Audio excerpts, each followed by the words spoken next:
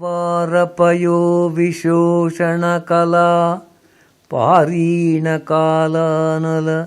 ಜ್ವಾಲಾಜ್ವಾಲವಿಕಾರ ಹಾರಿವಿಶಿಖ ವ್ಯಾಪಾರಘೋರಕ್ರಮಃ ಸರ್ವಾವಸ್ಥಸಕೃತ್ಪ್ರಪನ್ನಜನತಾ ಸಂರಕ್ಷಣೈಕವ್ರತೀ ಧರ್ಮೋ ವಿಗ್ರಹವಾನ್ ಅಧರ್ಮವಿರತಿಂ ಧನ್ವೀ ಸ ತನ್ವೀತನಃ.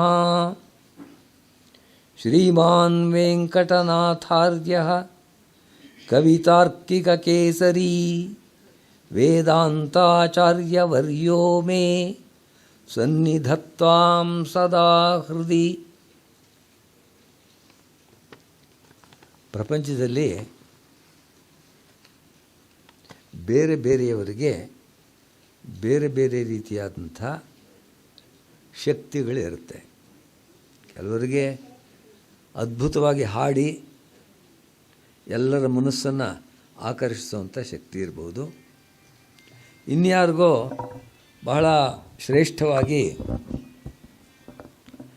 ಶಾಸ್ತ್ರಾರ್ಥಗಳನ್ನು ಪ್ರತಿಪಾದನೆ ಮಾಡಿ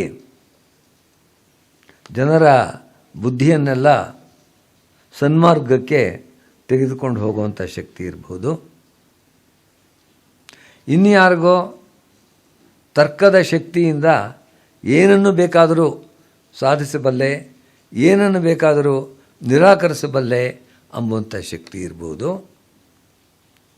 ಕೆಲವರಿಗೆ ಭಗವಂತನಲ್ಲಿ ಭಕ್ತಿಯಿಂದ ಅದರಲ್ಲೇ ತಮ್ಮ ಧನ್ಯತೆಯನ್ನು, ಜೀವನದ ಸಾರ್ಥಕ್ಯವನ್ನು ಕಂಡುಕೊಳ್ಳುವಂಥ ಮನೋಭಾವ ಇರಬಹುದು. ಹೀಗೆ ಬೇರೆ ಬೇರೆ ಶಕ್ತಿಗಳು. ಆದರೆ ವೇದಾಂತ ದೇಶಿಕರಿಗೆ ನಾನಾ ವಿಧವಾಗಿರ್ತಕ್ಕಂಥ ಎಲ್ಲ ಶಕ್ತಿಗಳು ಇತ್ತು. ಕಾವ್ಯವನ್ನು ರಚನೆ ಮಾಡಬೇಕು. ಕಾವ್ಯವನ್ನು ರಚನೆ ಮಾಡಬೇಕಾದ್ರೆ ಮನಸ್ಸು ಕೋಮಲವಾಗಿರಬೇಕು. ಆ ಶಕ್ತಿನೂ ಕೂಡ ತಮಗಿದೆ. ತರ್ಕದಲ್ಲಿ, ವಾದದಲ್ಲಿ ಇನ್ನೊಬ್ಬರನ್ನ ಗೆಲ್ಲಬೇಕು ಅಂತಂದರೆ ಕರ್ಕಶವಾದ ಆಯುಧ ಸದೃಶವಾಗಿರ್ತಕ್ಕಂಥ ಮಾತುಗಳನ್ನು ಆಡುವಂಥ ಶಕ್ತಿ ಇರಬೇಕು. ಅದು ಕೂಡ ತಮಗಿದೆ. ಅದೇ ರೀತಿಯಾಗಿ ಭಗವಂತನನ್ನು ಒಲಿಸಿಕೊಳ್ಳಬೇಕಾದ್ರೆ ಅನನ್ಯವಾಗಿರ್ತಕ್ಕಂಥ ಏಕಾಂತ ಭಕ್ತಿ ಇರಬೇಕು. ಅದು ನನ್ನಲ್ಲಿದೆ. ಎಷ್ಟು ಕ್ಲಿಷ್ಟವಾಗಿರ್ತಕ್ಕಂಥ ವಾದವನ್ನು ಮಾಡಬೇಕಾದರೂ ಕೂಡ ಮನಸ್ಸನ್ನು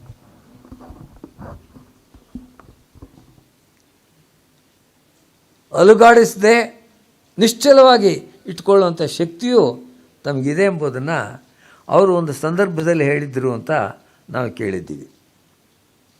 ಕಾವ್ಯೇಷು ಕೋಮಲಧಿಯೋ ವಯಮೇವ ನಾನ್ಯೇ, ತರ್ಕೇಷು ಕರ್ಕಶಧಿಯೋ ವಯಮೇವ ನಾನ್ಯೇ, ವಾದೇಶು ನಿಶ್ಚಲಧಿಯೋ ವಯಮೇವ ನಾನ್ಯೇ, ಕೃಷ್ಣೇ ನಿವೇಶಿತಧಿಯೋ ವಯಮೇವ ನಾನ್ಯೇ ಅಂತ ಅವ್ರು ಹೇಳಿದ್ರು ಅಂತ ಕೇಳಿದ್ದೀವಿ. ಕಾವ್ಯಗಳನ್ನು ಬರಿಬೇಕಾದ್ರೆ ಆ ರೀತಿಯಾಗಿರ್ತಕ್ಕಂಥ ಕೋಮಲವಾದ ಮನಸ್ಸಿರ್ತಕ್ಕಂಥವರು ನಾವೇ. ಬೇರೆ ಯಾರಿಗೂ ಆ ಮೊದಲನೇ ಸ್ಥಾನವನ್ನು ಬಿಟ್ಕೊಡ್ತಾ ಇಲ್ಲ. ತರ್ಕೇಶು ಕರ್ಕಶಧಿಯೋ ವಯಮೇವ ನಾನ್ಯೇ, ತರ್ಕ ಮಾಡಬೇಕಾದ್ರೆ ಬಹಳ ಹರಿತವಾದ ಬುದ್ಧಿ ಇರಬೇಕು. ಬೇರೆಯವರ ವಿಚಾರಗಳನ್ನು ಖಂಡಿಸುವಂಥ ಶಕ್ತಿ ಇರಬೇಕು. ಅದಕ್ಕೂ ಕೂಡ ನಾವೇ ಮುಂದಾಳುಗಳು, ಇನ್ನೊಬ್ಬರಲ್ಲ. ವಾದೇಶು ನಿಶ್ಚಲಧಿಯೋ ವಯಮೇವ ನಾನ್ಯೇ, ಯಾವ ವಿಧವಾಗಿರ್ತಕ್ಕಂಥ ವಾದವನ್ನು ಕೊಟ್ಟರೂ ಆ ವಾದವನ್ನು ಪ್ರತಿಪಾದನೆ ಮಾಡೋದರಲ್ಲಿ ಒಂದು ಸ್ವಲ್ಪವೂ ಅಳುಕು ಇಲ್ಲದೆ ನಿರರ್ಗಳವಾಗಿ ಆ ವಿಚಾರವನ್ನು ನಿರೂಪಿಸುವಂಥ ಶಕ್ತಿ ಇರುವಂಥವರು ನಾವೇನೆ. ಕೊನೆಯದಾಗಿ ಕೃಷ್ಣೇ ನಿವೇಶಿತ ಧಿಯೋ ವಯಮೇವ ನಾನ್ಯೇ, ಕೃಷ್ಣನಲ್ಲಿ ಯಾರಿಟ್ಟಿದ್ದಾರೆ ದೃಢವಾಗಿ ಮನಸ್ಸನ್ನು, ಯಾರು ಬುದ್ಧಿ ಅಲ್ಲೇನೆ ಸ್ಥಿರವಾಗಿ ನಿಂತಿದೆ ಅಂತ ಕೇಳಿದ್ರೆ ನಮ್ಮ ಬುದ್ಧಿನೇ, ಬೇರೆಯವ್ರದ್ದು ಅಲ್ಲ. ಈ ರೀತಿಯಾಗಿ ಹೇಳಬಲ್ಲಂತಹ ಸರ್ವಪಥೀನವಾದ ಒಂದು ಮನೀಷಾ ವಿಶೇಷ ಅವರಲ್ಲಿದ್ದಿದ್ದು. ಆ ರೀತಿಯಾಗಿರ್ತಕ್ಕಂಥ ವೇದಾಂತ ದೇಶಿಕರು ಎಷ್ಟೊಂದು ಗ್ರಂಥಗಳನ್ನು ರಚನೆ ಮಾಡಿದ್ರು. ಕಾಳಿದಾಸನ ಕಾವ್ಯಕ್ಕೆ ಸಮಾನವಾಗಿ ಯಾದವಾಭ್ಯುದಯವನ್ನು ರಚನೆ ಮಾಡಿದರು. ಕಾಳಿದಾಸನ ಮೇಘದೂತಕ್ಕೆ ಸಮಾನವಾಗಿ ಹಂಸ ಸಂದೇಶ, ಮೇಘ ಸಂದೇಶಕ್ಕೆ ಹಂಸ ಸಂದೇಶ ಅಂತ ರಚನೆ ಮಾಡಿಕೊಟ್ರು. ಅದೇ ರೀತಿಯಾಗಿ ನಾಟಕ ಬರೆಯೋದರಲ್ಲಿ ನಾವು ಹಿಂದೆ ಇಲ್ಲ ಅಂಥೇಳಿ 11ನೇ ಶತಮಾನದಲ್ಲಿ ಕೃಷ್ಣ ಮಿಶ್ರ ಎಂಬುವಂಥ ಒಬ್ಬ ನಾಟಕಕಾರ ಪ್ರಬೋಧ ಚಂದ್ರೋದಯ ಅಂತ ನಾಟಕ ಬರೆದಿದ್ದ. ಅದರಲ್ಲಿ ಅದ್ವೈತವನ್ನು ಪ್ರತಿಪಾದಿಸೋದಕ್ಕೋಸ್ಕರ ಎಲ್ಲ ವಿಚಾರಗಳನ್ನು ಪ್ರತಿಪಾದನೆ ಮಾಡಿ ತೋರಿಸಿದ್ದ ಅವನು. ವಿಶಿಷ್ಟಾದ್ವೈತದಲ್ಲಿ ಅದೇ ರೀತಿಯಾಗಿರ್ತಕ್ಕಂಥ ನಾಟಕವನ್ನು ಬರೀತೀನಿ ಅಂಥೇಳಿ ವೇದಾಂತ ದೇಶಿಕರು ಸಂಕಲ್ಪ ಸೂರ್ಯೋದಯ ಎಂಬುವಂಥ ನಾಟಕವನ್ನು ಮಾಡಿದರು. ಆ ನಾಟಕದ ವಿಶೇಷ ಏನು ಅಂತಂದರೆ ಅದರಲ್ಲಿರ್ತಕ್ಕಂಥ ಪಾತ್ರಗಳೆಲ್ಲ ವಿವೇಕ, ಸಹನೆ, ದೃಢತ್ವ, ಈ ರೀತಿಯಾಗಿರ್ತಕ್ಕಂಥ ಭಾವಗಳು ಯಾವುದಿದೆ ಆ ಭಾವಗಳನ್ನೇ ಪಾತ್ರಗಳಾಗಿ ಮಾಡಿ ರಚಿಸಿರ್ತಕ್ಕಂಥ ಅದ್ಭುತವಾದ ನಾಟಕ. ಇನ್ನು ಅವರ ಗ್ರಂಥಗಳ ವಿಚಾರದಲ್ಲಿ ನೋಡೋದಾದರೆ ನಮ್ಮ ಸಂಸ್ಕೃತದಲ್ಲಿ ಸೃಗ್ಧರ ಛಂದಸ್ಸು ಅಂತಿದೆ. ಒಂದು ಸಾಲಿಗೆ 21 ಅಕ್ಷರಗಳು ಅದು ಬರುತ್ತೆ. ಆ ರೀತಿಯಾಗಿರ್ತಕ್ಕಂಥ ಸೃಗ್ಧರ ಛಂದಸ್ಸಿನಲ್ಲಿ ಎಲ್ಲರೂ 1, 2, 10 ಪದ್ಯಗಳನ್ನು ಬರೆಯುವಂಥದ್ದು ರೂಢಿ. ಆದರೆ ವೇದಾಂತ ದೇಶಿಕರು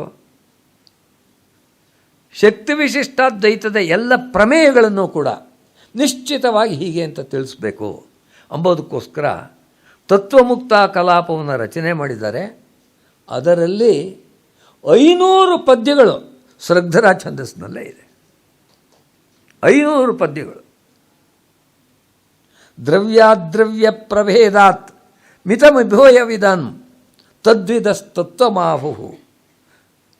ಈ ರೀತಿಯಾಗಿ ಒಂದು ಲೈನು, ಒಂದೊಂದು ಪದ್ಯವನ್ನು ಅರ್ಥ ಮಾಡ್ಕೊಳ್ಬೇಕಾದ್ರೆ ನಮಗಷ್ಟು ಕಷ್ಟವಾಗುತ್ತೆ.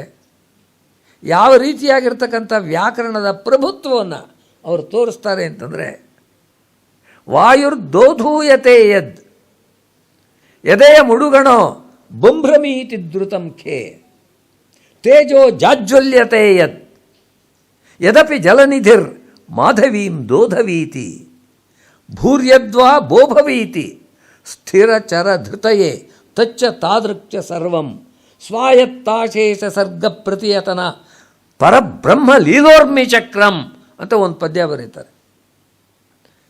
ನಮ್ಮ ಮುಂದೆ ಇದ್ದಾರೆ ದೀಪಕ ಭಟ್ರು, ಅವ್ರಿಗೆ ಗೊತ್ತಾಗುತ್ತೆ ಇಲ್ಲಿರತಕ್ಕಂಥ ವಿಶೇಷ. ಹೆಂಗಂಥ ಪ್ರಯೋಗಗಳನ್ನು ಹೆಂಗ್ ಲುಗಂಥ ಪ್ರಯೋಗಗಳನ್ನು ಎಷ್ಟು ಧಾರಾಳವಾಗಿ ಉಪಯೋಗಿಸ್ತಾ ಇದ್ದಾರೆ. ಕಾಳಿದಾಸ ಮಾಡಿಲ್ಲ, ಹಾಗೆ ಭಾರವಿ ಮಾಡಿಲ್ಲ.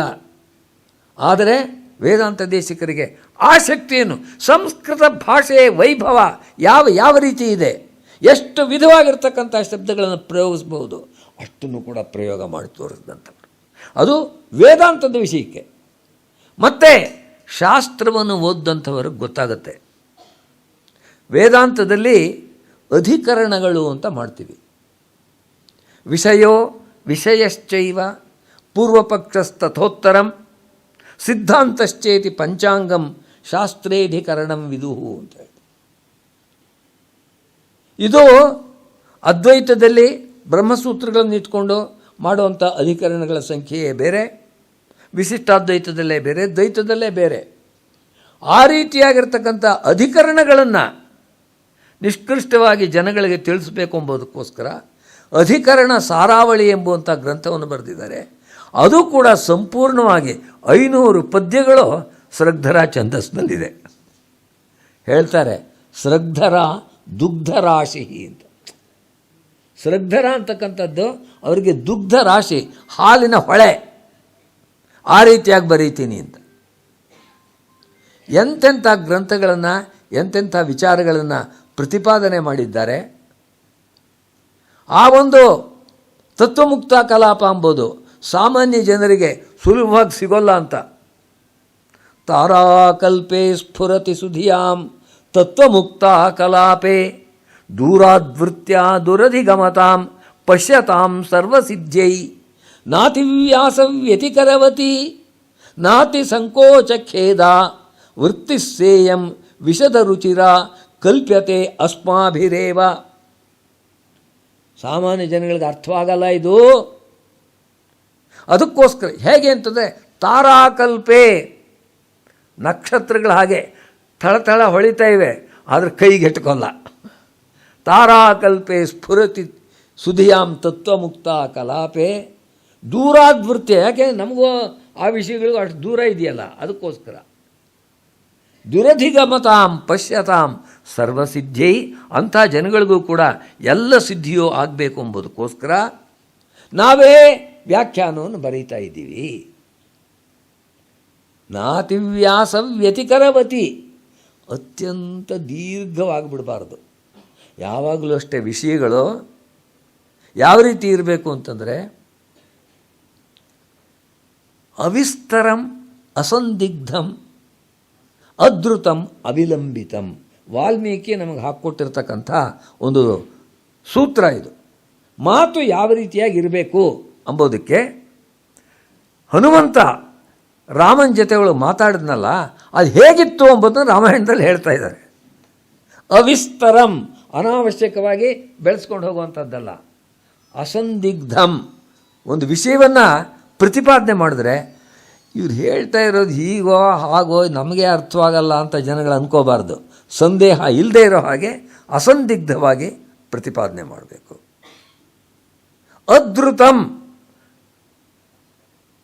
ಏಕಧ್ಯಕ್ಷರ ದೃಷ್ಟಿಪುಷ್ಟಿ ಕಲನ ಸಂಜಾತ ಗರ್ಭೋದ್ಧತಾ ಸಂಖ್ಯಾ ಮಾತ್ರ ಕುವಿಂದ ಕವಯಿತು ಸಜ್ಜಂತೆ ಲಜ್ಜಾಮುಚಃ ಸ್ವರ್ಗಾನರ್ಗಲ ನಿರ್ಗಲ ಸುರಸರಿತ್ ಪಾತ ಪ್ರಪಾತ ಪ್ರಥ ಪ್ರತ್ಯಾಖ್ಯಾನ ಪಟೀಯ ಸಾಪಿ ವಚಸ ಜಿಹ್ರೈತಿ ಜಿಹ್ವಾ ಮಮ. ದಡ ಹೇಳ್ಬಿಟ್ಟು ಇವ್ರು ಏನಪ್ಪ ಹೇಳಿದ್ರು, ಬರೀ ಶಬ್ದ ಆದಾಗಾಯ್ತಲ್ಲ, ಆಲಿಕಲ್ ಬಿದ್ದಾಗಾಯ್ತಲ್ಲ, ವಿಷಯ ಏನು ಎಂಬುದೇ ಗೊತ್ತಾಗಲಿಲ್ಲ ಅಂತ. ಹಾಗಾಗಬಾರ್ದು. ಅದ್ರುತಂ ಅವಿಲಂಬಿತಂ. ನಾನು ಇವತ್ತು ಒಂದು ವಿಷಯನ ಈ ರೀತಿ ಒಂದು ಪದಕ್ಕೂ ಇಷ್ಟಿಷ್ಟು ದೂರ ಬಿಟ್ಕೊಂಡು ಹೋದರೆ ಜನಗಳು ಇದೊಳ್ಳೆ ಗ್ರಹಚಾರ ಆಯ್ತಲ್ಲ ಅಂತ ಅಂದ್ಕೊಳ್ತಾರೆ. ಅದಕ್ಕೆ ಈ 4 ಅನುಸರಿಸಬೇಕು, ಮಾತನಾಡಬೇಕು ಅಂತಿರೋರು ಅಂಥೇಳಿ ವಾಲ್ಮೀಕಿ ರಾಮಾಯಣದಲ್ಲಿ ತಿಳಿಸ್ಕೊಡ್ತಾ ಇದೆ. ಅವಿಸ್ತರಂ ಅಸಂದಿಗ್ಧಂ ಅದ್ರುತಂ ಅವಿಲಂಬಿತಂ. ಆ ರೀತಿಯಾಗಿ ನಾನು ವ್ಯಾಖ್ಯಾನವನ್ನು ಬರಿತೀನಿ ಅಂತ ಹೇಳ್ತಾರೆ ವೇದಾಂತ ದೇಶಿಕರು. ನಾತಿ ವ್ಯಾಸ ವ್ಯತಿಕರವತಿ ನಾತಿ ಸಂಕೋಚ ಖೇದ ವೃತ್ತಿಸ್ಸೇಯಂ ವಿಷದ ರುಚಿರ. ಭಾಳ ಜನ ಉಚ್ಚಾರಣೆ ಮಾಡೋರಿಗೆ ಶಕಾರಕ್ಕೂ ಶಕಾರಕ್ಕೂ ವ್ಯತ್ಯಾಸ ಗೊತ್ತಾಗಲ್ಲ. ವಿಷದ ರುಚಿರ ಅಂತ ಹೇಳ್ಬಿಡ್ತಾರೆ. ವಿಷದ ಅಂತಂದರೆ ವಿಷಂ ದದಾತಿ, ವಿಷವನ್ನು ಕೊಡೋದು ಅಂತಾಗುತ್ತೆ. ವಿಷದ ಅಂತ ಬಿಟ್ಟು ಶಕಾರವನ್ನು ಉಚ್ಚಾರಣೆ ಮಾಡಿದ್ರೆ ಸ್ವಚ್ಛವಾಗಿರೋದು, ಸ್ಪಷ್ಟವಾಗಿರೋದು ಅಂತ ಅರ್ಥ. ವಿಷದ ರುಚಿರ ಕಲ್ಪ್ಯತೆ ಅಸ್ಮಾಭಿರೇವ ಅಂತ ಬರೀತಾರೆ. ಈ ರೀತಿಯಾಗಿ ಗ್ರಂಥ ರಾಶಿಯನ್ನು ನಮಗೆ ಕೊಟ್ಟಿರ್ತಕ್ಕಂಥವರು, ಅದರಲ್ಲಿ ಈ ಪಾದುಕಾ ಸಹಸ್ರ ಎಂಬುದು ಕಾವ್ಯ ಗುಣಗಳಿಂದ ತುಂಬಿರುವಂಥದ್ದು. ಎಲ್ರಿಗೂ ಕೂಡ ಬರಲ್ಲ. ಪ್ರವರ್ತತೆ ನಾಕೃತ ಪುಣ್ಯ ಕರ್ಮಣ ಪ್ರಸನ್ನ ಗಂಭೀರ ಪದ ಸರಸ್ವತಿ. ಪ್ರಸನ್ನ ಗಂಭೀರವಾಗಿರ್ತಕ್ಕಂಥ ಸರಸ್ವತಿ ಯಾರ ಬಾಯಲ್ಲಾದರೂ ಬರ್ತಾ ಇರಬೇಕಾದ್ರೆ ಅವ್ರ ಹಿಂದೆ ಒಳ್ಳೆ ಪುಣ್ಯ ಮಾಡಿರಬೇಕು. ಅಕೃತ ಪುಣ್ಯ ಕರ್ಮಣ ಸರಸ್ವತಿ ನ ಪ್ರವರ್ತತೆ, ಭಾರವಿ ಹೇಳುವಂಥದ್ದು. ಅದಕ್ಕೋಸ್ಕರ ಆ ರೀತಿಯಾಗಿರ್ತಕ್ಕಂಥ ಸರಸ್ವತಿಯನ್ನು ಹರಿಸಿದಂಥವರು ವೇದಾಂತ ದೇಶಿಕರು. ಅಲ್ಲಿ ನಾವು ಮರಕತ ಪದ್ಧತಿ ಎಂಬುದನ್ನು ತೆಗೆದುಕೊಳ್ತಾ ಇದ್ದೀವಿ. ನಿನ್ನೆ ಪದ್ಮರಾಗ ಪದ್ಧತಿ, ಬಹುರತ್ನ ಪದ್ಧತಿ ಇದನ್ನೆಲ್ಲ ವಿವರಿಸಿದ್ದೆ. ಈಗ ಮರಕತ ಪದ್ಧತಿ ಎಂಬುದನ್ನು ತೆಗೆದುಕೊಳ್ತಾ ಇದ್ದೀವಿ. ಮರಕತ ಅಂತಕ್ಕಂಥದ್ದು ಹಸಿರು ಬಣ್ಣದ ವಜ್ರ ರತ್ನ. ಆ ಹಸಿರು ಬಣ್ಣದ ವಜ್ರವನ್ನೇ ಅವು ಕೂಡ ಭಗವಂತನ ಪಾದುಕೆಗಳಲ್ಲಿದೆ. ಅವುಗಳನ್ನು ಆಧಾರವಾಗಿ ಇಟ್ಕೊಂಡು ವರ್ಣನೆಯನ್ನು ಮಾಡ್ತಾರೆ. ವಂದೇ ಗಾರುತ್ಮತೀಂ ವೃತ್ಯ ಮಣಿಸ್ತೋಮೈಶ್ಚ ಪಾದುಕಾಂ ಯಯಾ ನಿತ್ಯಂ ತುಲಸ್ಯೇವ ಹರಿತತ್ವಂ ಪ್ರಕಾಶ್ಯತೆ. ಕವಿಯ ಯೋಗ್ಯತೆಯನ್ನು ಪರೀಕ್ಷೆ ಮಾಡಬೇಕಾದ್ರೆ ಒಂದು ಪದ ಸಾಕ್ರಿ. ಚಿನ್ನದ ಒಡವೆ ಎಂಬುದನ್ನು ನಿಕಷ ಅಂತಿರ್ತಲ್ಲ, ಅದ್ರ ಮೇಲೆ ಒಂದು ಇಷ್ಟುದ್ದ ಗೆರೆ ಎಳೆದ್ರೆ ಸಾಕು ಗೊತ್ತಾಗ್ಬಿಡುತ್ತೆ ಇದು ಚಿನ್ನವೋ ಮಿಶ್ರವಾಗಿರ್ತಕ್ಕಂಥ ಧಾತುವನು ಅಂತ. ಯಾತಕ್ಕೆ ಅಷ್ಟೆಲ್ಲ ಮಾಡಬೇಕು? ಒಂದು ಪದ್ಯದಲ್ಲಿ ನೋಡಿ, ಈ ಪದ್ಯದಲ್ಲಿರ್ತಕ್ಕಂಥ ಒಂದು ಪದ್ಯವನ್ನು ಅವರು ಬಳಸಬೇಕಾದ್ರೆ ಯಾವ ರೀತಿಯಾಗಿರ್ತಕ್ಕಂಥ ಪಾಂಡಿತ್ಯ ಇತ್ತು ಅಂತ. ಪಾದುಕಾಂ ಒಂದೇ, ಪಾದುಕೆಗೆ ನಮಸ್ಕಾರ ಮಾಡ್ತಾ ಇದ್ದೀನಿ. ಮಣಿಸ್ತೋಮೈಶ್ಚ ಗಾರುತ್ಮತೀಂ ವೃತ್ಯ ಯಯ, ಯಾವ ಒಂದು ಗಾರುತ್ಮತಿ ಅಂತ ಹೇಳ್ತಿದ್ದಾರೆ. ಗಾರುತ್ಮತಿ ವೃತ್ತಿ ಅಂತಂದರೆ ಗರುತ್ಮಾನ್ ಅಂತಾನೆ ಗರುಡನಿಗೆ ಹೆಸರು. ಅವನ ಶಕ್ತಿ ಇರ್ತಕ್ಕಂಥ ಮಣಿ ಅಂತಂದರೆ ಅದು ಮರಕತ ಮಣಿ. ಆ ಒಂದು ಶಕ್ತಿಯಿಂದ ಬರ್ತಕ್ಕಂಥದ್ದು ಇದು ಹೇಗಿದೆ ಅಂತಂದರೆ ತುಲಸ್ಯೇವ ಹರಿತತ್ವಂ ಪ್ರಕಾಶ್ಯತೆ. ಆ ಹರಿತತ್ವಂ ಎಂಬುವಂಥ ಶಬ್ದ ಇದೆಯಲ್ಲ, ಅದು ಕವಿ ಬಿಟ್ಬಿಟ್ಟು ಬೇರೆ ಅವನು ಹೇಳೋಕ್ಕಾಗಲ್ಲ. ಯಾಕೆ? ತುಳಸಿಯ ಹಾಗೆ ಅಂತ ಹೇಳ್ತಿದ್ದಾರೆ. ಈ ಮರಕತ ಮಣಿಗಳು ನಾನಾಗಲೇ ಹೇಳಿದೆ ಹಸಿರು ಬಣ್ಣವಾಗಿರುತ್ತೆ ಅಂತ. ಅದಕ್ಕೋಸ್ಕರ ಅಲ್ಲಿ ಅವುಗಳಿಂದ ಬರ್ತಕ್ಕಂಥ ಕಾಂತಿ ಎಂಬುದು ಸುತ್ತಲೂ ತುಳಸಿ ಹಾಗೆ ಹರಡಿಕೊಂಡಿದೆ. ಭಗವಂತನ ಪಾದದಲ್ಲಿ ತುಳಸಿಯ ಹಾಗೆ ಹರಡಿಕೊಂಡಿದೆ. ಅದರಲ್ಲಿ ಹರಿತತ್ವ, ಸಂಸ್ಕೃತದಲ್ಲಿ ಹರಿತ ಅಂದರೆ ಹಸಿರು ಬಣ್ಣ, ಗ್ರೀನ್ ಅಂತ. ಹಸಿರು ಬಣ್ಣ ಎಂಬುದು ತೋರುತ್ತೆ ಅಂತ. ಒಂದು ಹರೇಹೇ ತತ್ವಂ ಹರಿತತ್ವಂ, ಹರಿತಸ್ಯ ಭಾವ ಹರಿತತ್ವಂ. ಒಂದು ಶಬ್ದ ಸಾಕು ಯಾವ ರೀತಿಯಾಗಿರ್ತಕ್ಕಂಥ ಅವರ ಶಕ್ತಿ ಏನು ಅಂತ. ಒಂದು ಅರ್ಥದಲ್ಲಿ ಆ ಒಂದು ಮಣಿಗಳಿಂದ ಭಗವಂತನ ತತ್ವೇ ಹರಿ ತತ್ವ, ಹರಿಯ ತತ್ವ ಎಂಬುದು, ರಿಯಾಲಿಟಿ ಎಂಬುದು ತೋರಿಸಲ್ಪಡ್ತಾ ಇದೆ. ಇನ್ನೊಂದು ಅರ್ಥ ಹರಿತತ್ವ, ಹಸಿರು ಬಣ್ಣ ಎಂಬುದು ಅದು ಬರ್ತಾ ಇದೆ. ಅದು ಎದುರುಗಡೆ ಕಾಣ್ತಕ್ಕಂಥದ್ದು. ಏಕೆಂದರೆ ಮರಕತೆಗಳು ಇರ್ತಕ್ಕಂಥದ್ದು ಹಸಿರು ಬಣ್ಣದ್ದು.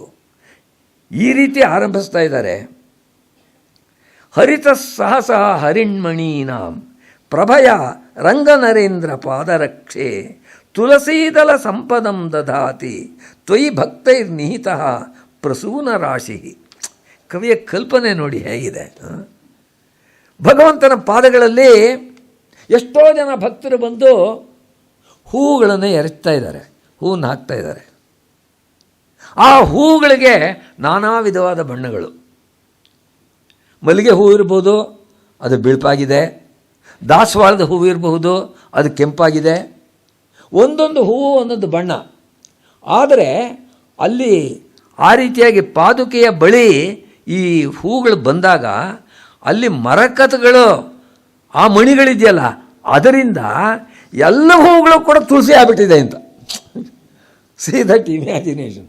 ಆ ಒಂದು ಮಣಿಗಳ ಹಸಿರು ಬಣ್ಣ ಎಂಬುದು, ಆ ಕಾಂತಿ ಎಂಬುದು ಯಾವಾಗ ಹರಡ್ತಾ ಇದೆ ಅಂತಂದರೆ, ಯಾವ ಹೂವನ್ನು ಹಾಕಿದ್ರೂ ಅದೆಲ್ಲ ಹಸಿರಾಗಿ ತುಳಸಿಯೇ ಎಲ್ಲ ಕಡೆ ಎಲ್ಲರೂ ಕೂಡ ಪೂಜೆ ಮಾಡ್ತಿದ್ದಾರೆ ಅಂತ ಅಂದ್ಕೋಬೇಕು.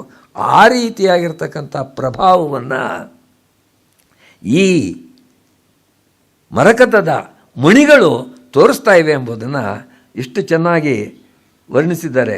ಹರಿತ ಸಹಸ ಹರಿಣ್ಮಣೀನಾಂ ಪ್ರಭಯ ರಂಗನರೇಂದ್ರ ಪಾದರಕ್ಷೆ ತುಳಸೀದಲ ಸಂಪದಂ ದಧಾತಿ ತ್ವಯಿ ಭಕ್ತೈ ನಿಹಿತ ಪ್ರಸೂನ ರಾಶಿ. ಸೇವಾರ್ಥಮಾಗತವತಾಂ ತ್ರಿದಶೇಶ್ವರಾಣಾಂ ಚೂಡಾಮಣಿ ಪ್ರಕರಶಾಲಿಷು ಮೌಲಿಷು ತ್ವಂ ಸಂವರ್ತಯಸಿ ಸಂವರ್ತಯ ಅಸುರಮರ್ದನ ಪಾದರಕ್ಷೇ ಸ್ವೇನಾಶ್ಮಗರ್ಭಮಹಸ ಶುಕಪಂಕ್ತಿ ಶೋಭಾಂ. ಎಲ್ಲ ತ್ರಿದಶೇಶ್ವರಾಣಾಂ. ತ್ರಿದಶಾಹ ಅಂತಂದರೆ ದೇವತೆಗಳು. ಯಾಕೆ ದೇವತೆಗಳಿಗೆ ತ್ರಿದಶಾಹ ಅಂತ ಹೆಸರಿಟ್ಟರು? ಸುಮ್ಮನೆ ಯಾವ ಹೆಸರು ಇಟ್ಟಿಲ್ಲ. ಅವರಿಗೆ 3 ದಶೆಗಳಂತೆ. ಒಂದು ಶೈಶವ, 2ನೇದು ಕೌಮಾರ, ಆಮೇಲೆ ಯೌವನ. ನೀವು ಎಲ್ಲಾದರೂ ಇಂದ್ರ, ಅಗ್ನಿ, ಆ ಲೆಕ್ಕಕ್ಕೆ ಕೃಷ್ಣನೂ ತಗೋಬೋದು. ಈ ರೀತಿಯಾಗಿರ್ತಕ್ಕಂಥ ದೇವತೆಗಳು ಮುದುಕರಾಗ್ಬಿಟ್ಟು ಬಾಲ್ಡಾಗಿರೋದನ್ನ ನೋಡಿದ್ದೀರಾ? ಅವ್ರಿಗೆ ಯಾವಾಗಲೂ ಇದರಲ್ಲೇ ಯೌವನದಲ್ಲೇ ಮುಗ್ದೋಗುತ್ತೆ. ಅವ್ರು ಯಾವತ್ತಿದ್ರೂ ಕೂಡ ತ್ರಿದಶಾಹ ಮೊದಲಿದೆ. ನಮಗಾದರೆ ಮಧ್ಯ ವಯಸ್ಸಾಯಿತು, ನೋಡ್ತಾ ಇದ್ರೆ ಇದಾಗಿದೆ. ಆಮೇಲೆ ಯಾಕೆ ಇವ್ರಿಗೆ ಇಷ್ಟು ವಯಸ್ಸಾಗ್ಬಿಟ್ಟು ತಲೆಯೆಲ್ಲ ಬೆಳ್ಳಗಾಗ್ಬಿಟ್ಟಿದೆಯಲ್ಲ. ನರೇಂದ್ರ ಮೋದಿ ಅವರಿಗೆ ಕೂದಲು ಬೆಳ್ಳಗಾಗಿದೆ, ಹುಬ್ಬುಗಳು ಬೆಳ್ಳಗಾಗಿದೆ, ಗಡ್ಡನೂ ಬೆಳ್ಳಗಾಗಿದೆಯಲ್ಲ. ಈ ಒಂದು ವಾರ್ಧಕ ಇತ್ಯಾದಿ ದಶೆಗಳಿದೆಯಲ್ಲ, ದೇವತೆಗಳಿಗೆ ಇರೋಲ್ಲ. ಅದಕ್ಕೋಸ್ಕರ ಅವರಿಗೆ ತ್ರಿದಶಾಹ, 3 ಮಾತ್ರ ದಶೆಗಳಿದೆ ಅಂತೆ. ಆ ತ್ರಿದಶರು ಸೇವಾರ್ಥಮಾಗತವತಾಂ, ಅವರೆಲ್ಲರೂ ಕೂಡ ಭಗವಂತನ ಸೇವೆಯನ್ನು ಮಾಡೋದಕ್ಕೋಸ್ಕರ ಹಿಂಡಾಗಿ ಬಂದಿದ್ದಾರೆ, ದಂಡಾಗಿ ಬಂದಿದ್ದಾರೆ. ಅವರು ಮೌಲಿಷು ತಮ್ಮ ಕಿರೀಟಗಳನ್ನೆಲ್ಲ ಆ ಭಗವಂತನ ಪಾದಗಳಿಗೆ ಸ್ಪರ್ಶ ಆಗುವ ಹಾಗೆ ಅಡ್ಡ ಬಿದ್ದಿದ್ದಾರೆ. ಆ ಸಂದರ್ಭದಲ್ಲಿ ಚೂಡಾಮಣಿ ಪ್ರಕರಶಾಲಿಷು, ಎಷ್ಟೋ ರತ್ನಗಳು ಅವರ ಕಿರೀಟಗಳಲ್ಲಿ ಥಳ ಹೊಳಿತಾ ಇವೆ. ಆ ರೀತಿಯಾಗಿರ್ತಕ್ಕಂಥ ಇದನ್ನು ಮಾಡಿದ್ದಾರೆ. ಅದನ್ನು ಅಸುರಮರ್ದನ ಪಾದರಕ್ಷೆ, ಭಗವಂತನಿಗೆ ಅಸುರಮರ್ದನ ಅಂತೇಳಿ. ಅಸುರರು ಅಂತ ಗೊತ್ತಲ್ಲ ನಿಮಗೆ, ರಾಕ್ಷಸರು, ಅವರನ್ನು ಮರ್ದನ ಮಾಡುವಂಥ ಆ ಭಗವಂತನ ಪಾದರಕ್ಷೆಯೇ ಸಂವರ್ತಯ. ಈಗ ನೀನು ಪಾದರಕ್ಷೆಗೆ ಹೇಳ್ತಾ ಇರೋದು, ಈಗ ನೀನು ಇದನ್ನು ಉಂಟು ಮಾಡಬೇಕು. ಏನದು? ಸ್ವೇನ ಅಶ್ಮಗರ್ಭ ಮಹಸ ಶುಕಪಂಕ್ತಿ ಶೋಭಾಂ. ಮರಕತಗಳು, ಆ ರತ್ನಗಳಿದೆಯಲ್ಲ, ಅದರಿಂದ ಅವರ ಕಿರೀಟಗಳೆಲ್ಲ ಗಿಳಿಗಳಾಗಿ ಕಾಣಿಸ್ಬೇಕು. ಆ ರೀತಿ ಮಾಡಮ್ಮ ನೀನು. ಯಾಕೆಂದರೆ ಮರಕತಗಳದು ಹಸಿರು ಬಣ್ಣ, ಆ ಹಸಿರು ಬಣ್ಣ ಕಿರೀಟಗಳಿಗೆಲ್ಲ ಬಿದ್ದರೆ ಆ ಭಗವಂತನ ಪಾದಗಳಲ್ಲಿ ಸಾವಿರಾರು ಗಿಳಿಗಳು ಬಂದು ಕುಳ್ತಿವೆ ಅಂತ ಎಲ್ರಿಗೂ ಅನ್ನಿಸ್ಬೇಕು. ಹಾಗೆ ಮಾಡಮ್ಮ ನೀನು ಅಂತೇಳಿ ಪಾದಕೆಗಳನ್ನು ಕೇಳ್ತಾ ಇದ್ದಾರೆ. ಯಾವ ರೀತಿಯಾಗಿರ್ತಕ್ಕಂಥ ಕಲ್ಪನೆ. ನಾನು ಮೈಸೂರಿಗೆ ಬಂದಾಗ 1958ನೇ ಇಸ್ವಿ ಒಳಗೆ ಬಂದಿದ್ದು, ಅಂದರೆ 68 ವರ್ಷ ಆಗಿಬಿಟ್ಟಿದೆ. ಆ ಸಂದರ್ಭದಲ್ಲಿ ನಮ್ಮ ಸಯಾಜಿರಾವ್ ರೋಡ್ನಲ್ಲಿ 2 ಕಡೆಯೂ ಕೂಡ ಮರಗಳಿದ್ವು. ಅಲ್ಲಿ ಎಷ್ಟು ಗಿಳಿಗಳು ಬರ್ತಿದ್ವು ಗೊತ್ತೇ. ಸಾಯಂಕಾಲದತ್ತು ಓಡಾಡಬೇಕು ಅಲ್ಲಿ ಅಂತಂದರೆ ಇಲ್ಲಿ ಹೇಳಿದ ಹಾಗೆ ಎಲ್ಲ ಕಡೆಯೂ ಹಸಿರಾಗಿಬಿಟ್ಟಿದೆಯೇನೋ ಎಂಬ ಥರದಲ್ಲಿ ಮರದಲ್ಲಿ ಎಲೆ ಯಾವುದು ಗಿಳಿ ಯಾವುದು ಗೊತ್ತಾಗ್ತಿರ್ಲಿಲ್ಲ. ಅಷ್ಟೊಂದು ಗಿಳಿಗಳಿದ್ದು ಎಲ್ಲಿ ಹೋದವಪ್ಪ ಅವೆಲ್ಲ. ನಮ್ಮ ಕಾಟದಿಂದ, ಮನುಷ್ಯರ ಕಾಟದಿಂದ, ಈ ವಾಹನಗಳ ಕಾಟದಿಂದ ಎಲ್ಲ ಪ್ರಕೃತಿಯೆಲ್ಲ ಎಲ್ಲೋ ಓಡೋಗ್ತಾ ಇದೆಯಲ್ಲ ಅಂತ ಅನಿಸುತ್ತೆ. ಇಲ್ಲಿ ಶುಕಪಂಕ್ತಿ ಶೋಭಾಂ ಎಂಬುವಂಥ ಮಾತನ್ನು ನೋಡಿ ಆ ಸ್ಥಿತಿ ಜ್ಞಾಪಕಕ್ಕೆ ಬಂತು. ಆವಾಗ ನಾವು ನೋಡಿದ್ವಲ್ಲ, ಆಗೊಂದು 8-10 ವರ್ಷ ಆ ರೀತಿ ಗಿಳಿಗಳನ್ನು ನಾವು ನೋಡ್ತಾ ಇದ್ವು. ಕಡಿಮೆ ಆಗ್ತಾ ಬಂದು ಈಗ ಒಂದು ಕಾಣೋದೇ ಇಲ್ಲ. ಆ ರೀತಿ ಆಗಿಬಿಟ್ಟಿದೆ. ಇದಾದ ಮೇಲೆ ಇಂದ್ರನೀಲ ಪದ್ಧತಿಯನ್ನು ವರ್ಣನೆ ಮಾಡ್ತಿದ್ದಾರೆ. ಆ ಒಂದು ಪಾದುಕೆಗಳ ವಿಷಯದಲ್ಲೇ 1008 ಪದ್ಯಗಳನ್ನು ರಚನೆ ಮಾಡಬೇಕು ಅಂತಂದರೆ ಅಲ್ಲಿರ್ತಕ್ಕಂಥ ಒಂದೊಂದು ರತ್ನದ ವಿಶೇಷವನ್ನು ಕೂಡ 10 ಪದ್ಯಗಳಿಂದ ಹೇಳಬೇಕು.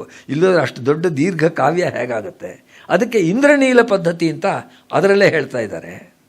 ಹರಿಣಾ ಹರಿನೀಲೈಶ್ಚ ಪ್ರತಿಯತ್ನವತೀಂ ಸದಾ ಅಯತ್ನ ಲಭ್ಯ ನಿರ್ವಾಣಾಂ ಆಶ್ರಯೇ ಮಣಿಪಾದುಕಾಂ.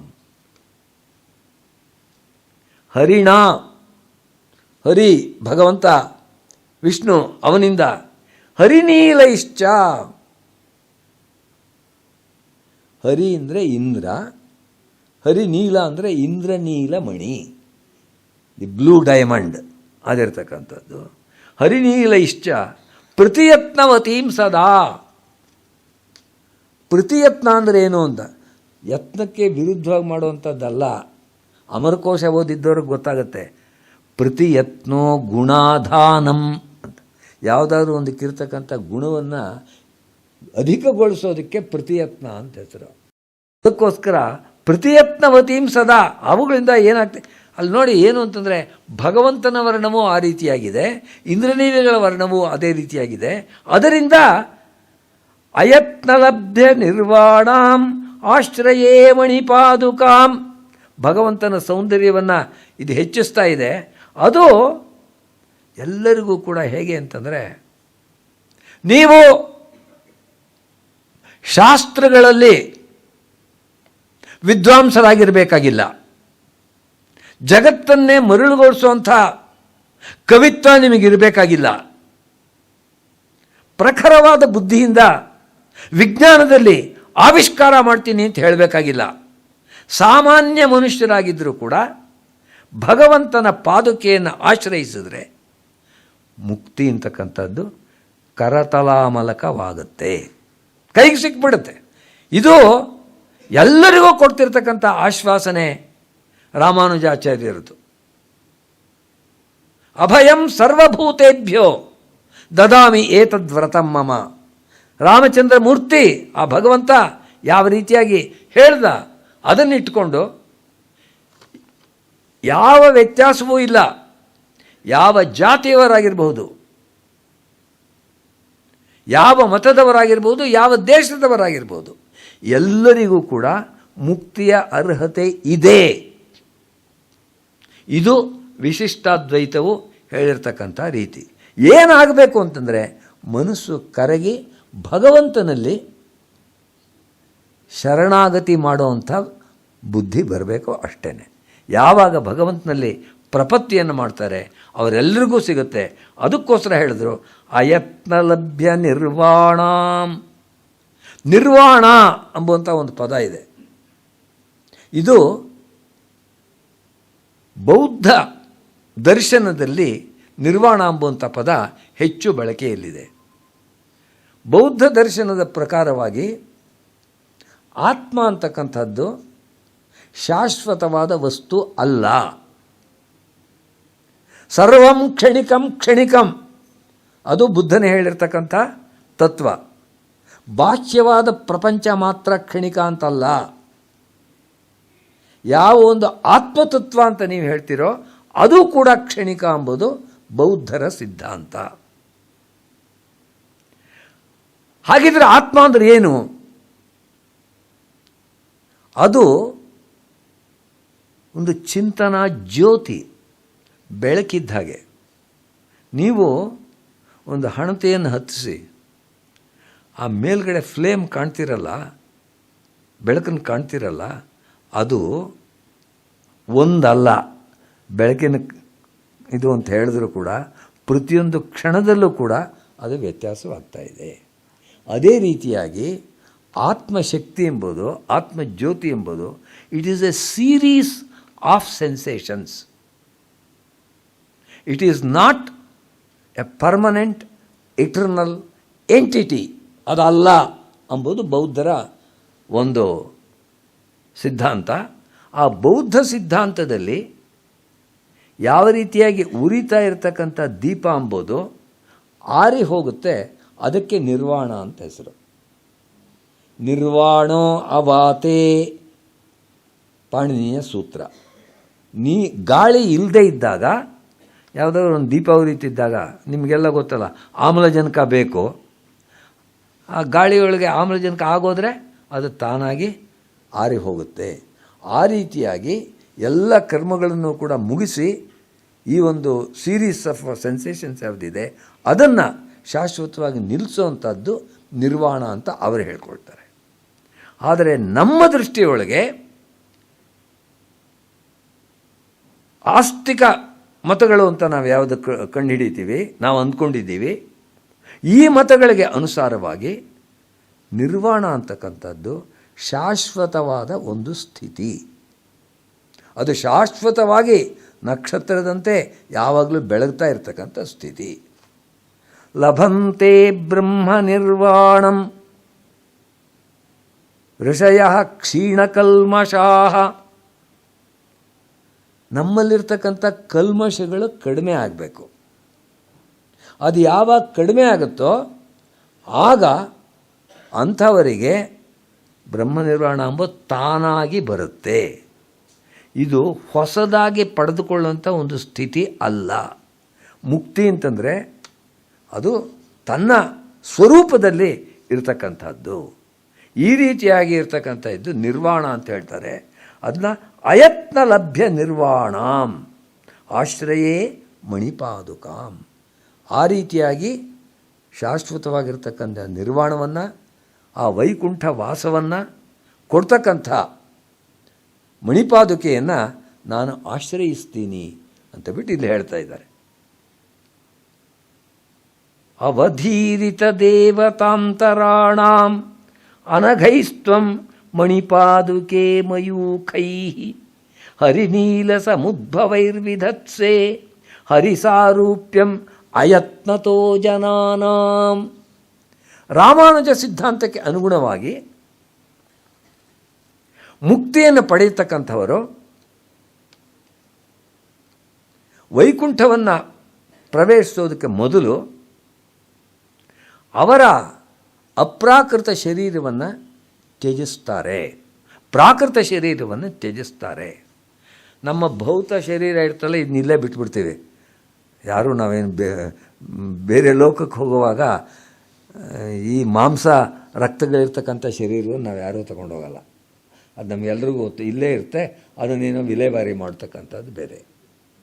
ಆದರೆ ನಾವು ಬೇರೆ ಲೋಕಕ್ಕೆ ಹೋಗ್ತೀವಲ್ಲ, ಆಗ ಏನಾಗುತ್ತೆ ಅಂತಂದರೆ ಶರೀರಂ ಯದವಾಪ್ನೋತಿ ಯಚ್ಚಾಪ್ಯುತ್ಕ್ರಾಮತೀಶ್ವರಃ ಗೃಹೀತ್ವೈತಾನಿ ಸಂಯಾತಿ ವಾಯುರ್ಗಂಧಾನಿವಾಶ್ರಯಾತ್.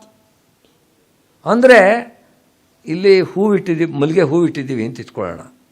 ಅದನ್ನು ಒಂದು ಬಟ್ಟೆ ಒಳಗೆ ಮುಚ್ಚಿಟ್ಟಿರ್ತೀವಿ. ಅದನ್ನು ಇನ್ನೊಂದು ಕಡೆ ನೀವು ತಗೊಂಡೋದ್ರೂ ಆ ಬಟ್ಟೆ ಒಳಗೆ ಆ ವಾಸನೆ ಇರುತ್ತಲ್ವ, ಉಳ್ಕೊಳ್ಳುತ್ತಲ್ವ.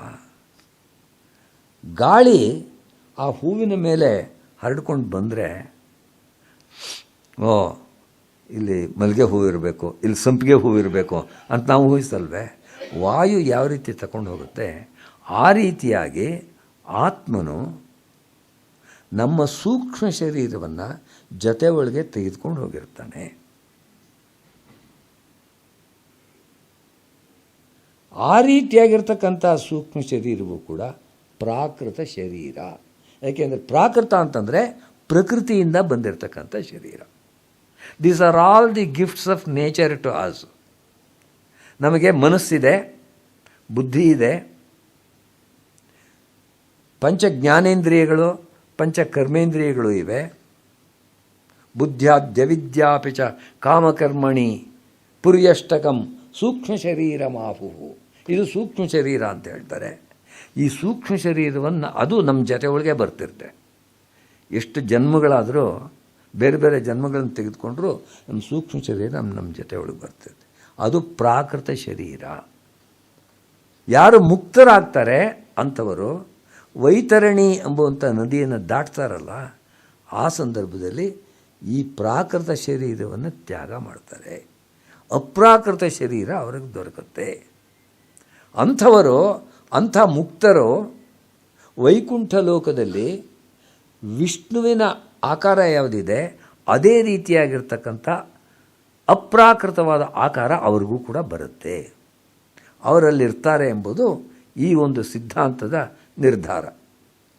ಅದಕ್ಕೆ ಸರಿಯಾಗಿ ಇಲ್ಲಿ ಹೇಳ್ತಾ ಇದ್ದಾರೆ, ಇಲ್ಲೇ ಈ ಮಣಿಪಾದುಕೆಯ ಪ್ರಭಾವದಿಂದ ನಾವು ಇಲ್ಲೇ ಇರೋವಾಗಲೇ ಆ ರೀತಿ ರೂಪ ಬಂದುಬಿಡುತ್ತೆ ಅಂತ ಎಷ್ಟು ಚೆನ್ನಾಗಿ ಹೇಳ್ತಾ ಇದ್ದಾರೆ ನೋಡಿ. ಅವಧೀರಿತ ದೇವತಾಂತರಾಣಾಂ. ಇಲ್ಲಿ ಬೇಕಾಗಿರೋದೇನು ಅಂತಂದರೆ,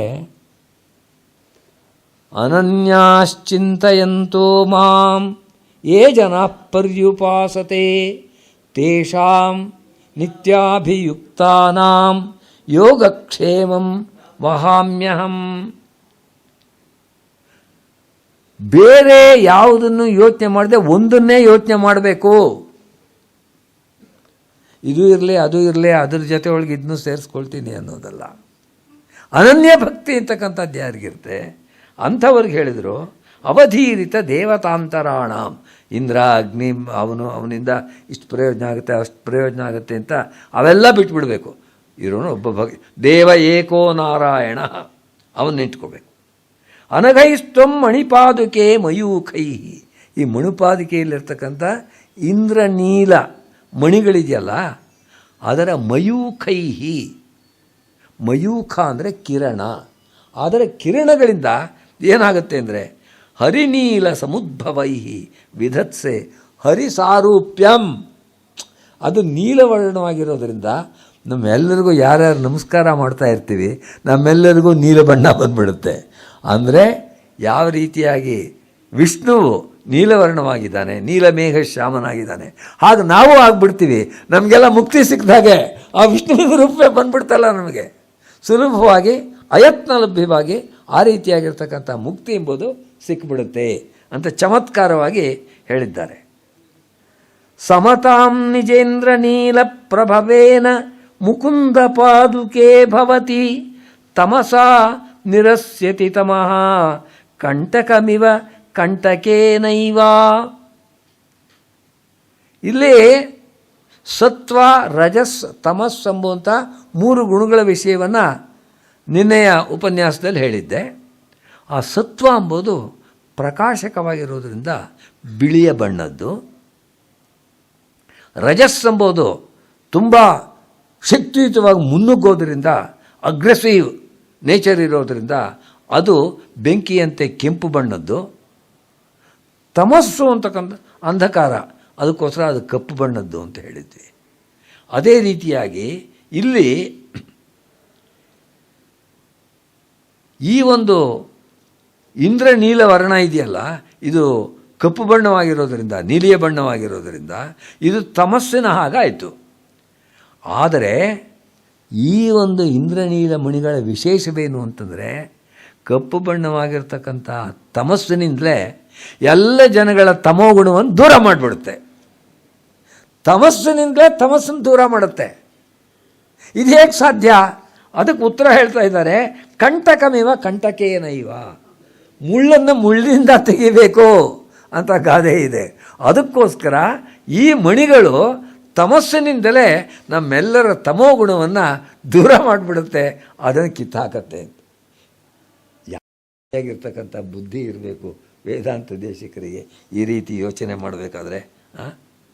ಇದಾದ ಮೇಲೆ ಒಂದು ಪದ್ಧತಿಯನ್ನು ಬಿಂಬ ಪ್ರತಿಬಿಂಬ ಪದ್ಧತಿ ಅಂತ ತೆಗೆದುಕೊಳ್ತಾರೆ. ಬಿಂಬ ಪ್ರತಿಬಿಂಬ ಪದ್ಧತಿ ಅಂದ್ರೇನು? ಮಣಿಗಳಲ್ಲಿ ಅವರು ದರ್ಪಣದಂತೆ ಕನ್ನಡಿಯಂತೆ ಥಳಥಳ ಹೊಳಿತಾ ಇರೋದ್ರಿಂದ ಎದುರುಗಡೆ ಯಾರು ಬಂದರೂ ಹತ್ತಿರ ಯಾರು ಬಂದರೂ ಅವರೆಲ್ಲರೂ ಕೂಡ ರಿಫ್ಲೆಕ್ಟ್ ಆಗ್ತಾರೆ. ಅದರಲ್ಲಿ ಪ್ರತಿಬಿಂಬ ಎಂಬುದು ಕಾಣುತ್ತೆ. ಆ ಬಿಂಬ ಪ್ರತಿಬಿಂಬವನ್ನೇ ಆಶ್ರಯಿಸಿಕೊಂಡು ಎಷ್ಟು ಸುಂದರವಾಗಿರ್ತಕ್ಕಂಥ ಪದ್ಯಗಳನ್ನು ಇಲ್ಲಿ ರಚನೆ ಮಾಡಿದ್ದಾರೆ. ಶೌರೇ ಶುದ್ಧಾಂತ ನಾರೀಣಾಂ ವಿಹಾರ ಮಣಿದರ್ಪಣಂ ಪ್ರಸತ್ತೇರಿವ ಸಂಸ್ಥಾನಂ ಪದತ್ರಾಣಂ ಉಪಾಸ್ಮಹೇ.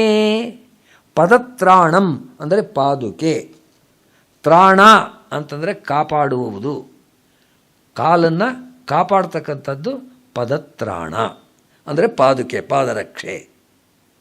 ಪದತ್ರಾಣಂ ಉಪಾಸ್ಮಹೇ, ಅದನ್ನೇ ನಾವು ಈಗ ಪೂಜಿಸ್ತಾ ಇದ್ದೀವಿ.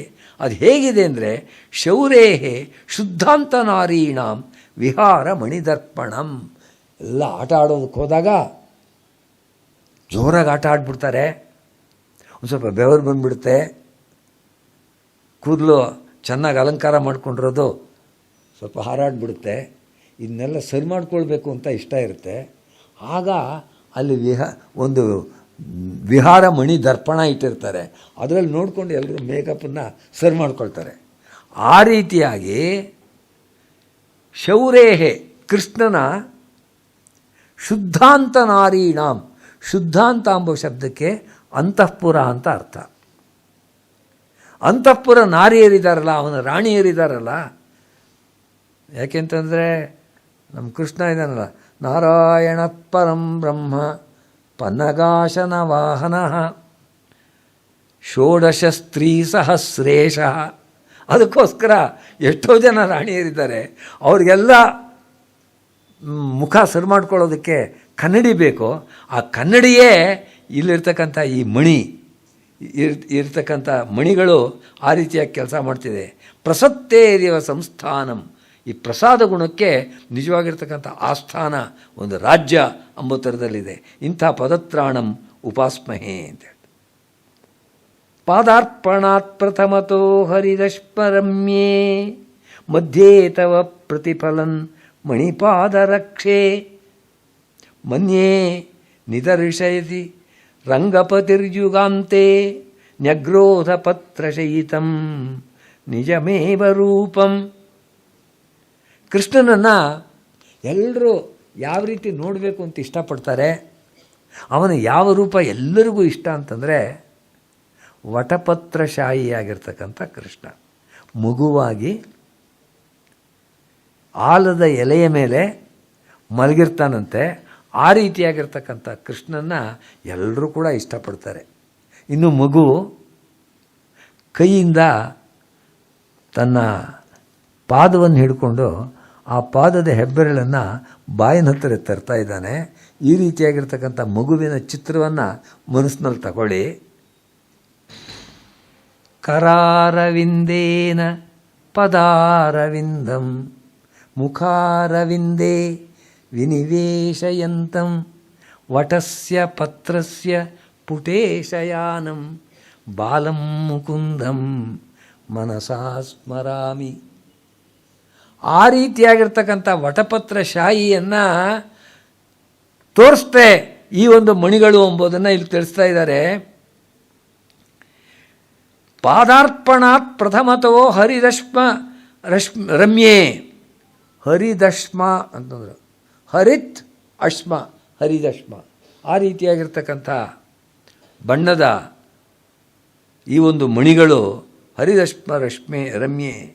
ಮಧ್ಯೆ ತವ ಪ್ರತಿಫಲನ್ ಮಣಿಪಾದರಕ್ಷೆ ಮನ್ಯೆ ನಿದರ್ಶಯತಿ ರಂಗಪತಿರ್ಯುಗಾಂತೆ ನ್ಯಗ್ರೋಧ ಪತ್ರಶಯಿತಂ ನಿಜಮೇವ ರೂಪಂ. You have to imagine that picture. ಭಗವಂತ ಇದ್ದಾನೆ, ಕಾಲಿನಲ್ಲಿ ಪಾದುಕೆ ಇದೆ. ಆ ಪಾದುಕೆಗಳಲ್ಲಿ ಇಂಥ ರತ್ನ, ಹಸಿರು ಬಣ್ಣದ ರತ್ನ ಇದೆ. ಆ ಹಸಿರು ಬಣ್ಣದ ರತ್ನದಲ್ಲಿ ಭಗವಂತನ ರೂಪ ಪ್ರತಿಫಲಿತವಾಗಿದೆ. It is reflected. ಆಗ ಆ ಒಂದು ಮಣಿ ಇದೆಯಲ್ಲ, ಅದು ಹಸಿರು ಬಣ್ಣವಾಗಿರೋದರಿಂದ ವಟಪತ್ರದಲ್ಲಿ ಆ ಭಗವಂತನೇ ಮಗುವಿನ ರೂಪದಲ್ಲಿ ಕಾಣಿಸ್ತಾ ಇದ್ದಾಗ ಆಗತ್ತೆ. ಇದು ಆ ಒಂದು ಪಾದುಕೆಯ ಮಣಿಗಳ ಪ್ರಭಾವ, ಅದರ ಮಹಿಮೆ ಎಂಬುದನ್ನು ಆಚಾರ್ಯರು ಇಷ್ಟು ಸುಂದರವಾಗಿ ಕಲ್ಪನೆ ಮಾಡಿ ಹೇಳ್ತಾ ಇದ್ದಾರೆ. ಸ್ವಚ್ಛಾಕಾರ ಸುರ ಯುವತಯ ಸ್ವಚ್ಛಾಕಾರಾಂ ಸುರ ಯುವತಯ. ಇನ್ನೊಂದು ವಿಷಯ ಹೇಳಬೇಕಾಗಿತ್ತು. ಅಲ್ಲಿ ವಟಸ್ಯ ಪತ್ರಸ್ಯ ಪುಟೇಶಯಾನಂ ಅಂತ ಹೇಳಿದ್ರು. ವಟವೃಕ್ಷ ಅಂತಂದರೆ ಆಲ್ಮರ, ವಟಸ್ಯ ಪತ್ರಸ್ಯ ಎಲೆ ಅಂತ. ಅದಕ್ಕೆ ಇಲ್ಲಿ ಉಪಯೋಗಿಸಿರ್ತಕ್ಕಂಥ ಪದ ನ್ಯಗ್ರೋಧ ಪತ್ರಶಯಿತಂ. ನ್ಯಗ್ರೋಧ ಅಂದರೂ ಕೂಡ ಆಲದ ಮರ. ಯಾಕೆ ಆ ರೀತಿ ಹೆಸರು ಇಟ್ಟಿದ್ದಾರೆ? For every word there is a reason why it is named like that. ನ್ಯಕ್ ಅಂತಂದರೆ ವಿರುದ್ಧ ದಿಕ್ಕಿನಲ್ಲಿ ಅಂತ ಅರ್ಥ. ರೋಹತಿ ಬೆಳೆಯುತ್ತೆ. ನೀವು ಬೇರೆ ಯಾವ ಮರಕ್ಕೂ ಇಲ್ಲದೆ ಇರತಕ್ಕಂಥ ವಿಶೇಷ ಆಲದ ಮರದಲ್ಲಿ ಏನು ಕಾಣ್ತೀರಿ ಅಂದರೆ, ಮೇಲಕ್ಕೆ ಬೆಳೆಯುತ್ತಲ್ಲ, ಬೆಳೀತಾ ಇರೋದು ಆಮೇಲೆ ಕೆಳಕ್ಕೂ ಕೂಡ ಬೆಳೆಯುತ್ತೆ. ಅದು ನ್ಯಕ್ ರೋಹತಿ ಇತಿ ನ್ಯಗ್ರೋಧ. ಆ ರೀತಿ ನ್ಯಗ್ರೋಧ ಪತ್ರಶಯಿತಂ. ಆ ರೀತಿಯಾಗಿರ್ತಕ್ಕಂಥ ಆಲದ ಎಲೆ ಮೇಲೆ ಇರ್ತಕ್ಕಂಥ ಭಗವಂತನನ್ನು ಪ್ರತಿಫಲನದ ರೂಪದಿಂದ ಈ ಒಂದು ಮಣಿಗಳು ತೋರಿಸ್ತಾ ಇವೆ. ಇದು ಅವರು ಮಾಡಿರ್ತಕ್ಕಂಥ ಕಲ್ಪನೆ. ಎಷ್ಟು ಚೆನ್ನಾಗಿರ್ತಕ್ಕಂಥ ಪದವನ್ನು ಉಪಯೋಗಿಸಿದ್ದಾರೆ ನೋಡಿ. ಅಲ್ಲಿ ಮುಂದೆ ಹೇಳ್ತಾ ಇದ್ದಾರೆ, ಸ್ವಚ್ಛಾಕಾರಾಂ ಸುರೈವತಯ. ಸ್ವಪ್ರತಿಚ್ಛಂದ ಲಕ್ಷ್ಯಾತ್ ಗಾಹಂತೆ ತ್ವಾಂ ಪ್ರಣತಿ ಸಮಯೇ ಪಾದುಕೆ ಸಾಭಿಮಾನ ಸ್ತ್ರೀರತ್ನಾನಾಂ ಪರಿಭವ ವಿಧೌ ಸೃಷ್ಟಿಮಾತ್ರೇಣ ದಕ್ಷಾಂ ನೀಚೈ ಕರ್ತುಂ ನರಸಖ ಮುನೇ ಉರ್ವಶೀಂ ಊರುಜಾತಾಂ.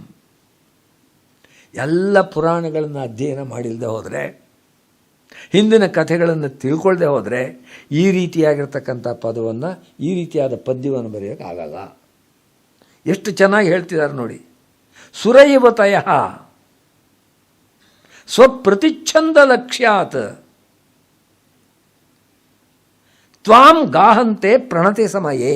ಪ್ರಣತಿ ಅಂತಂದರೆ ನಮಸ್ಕಾರ.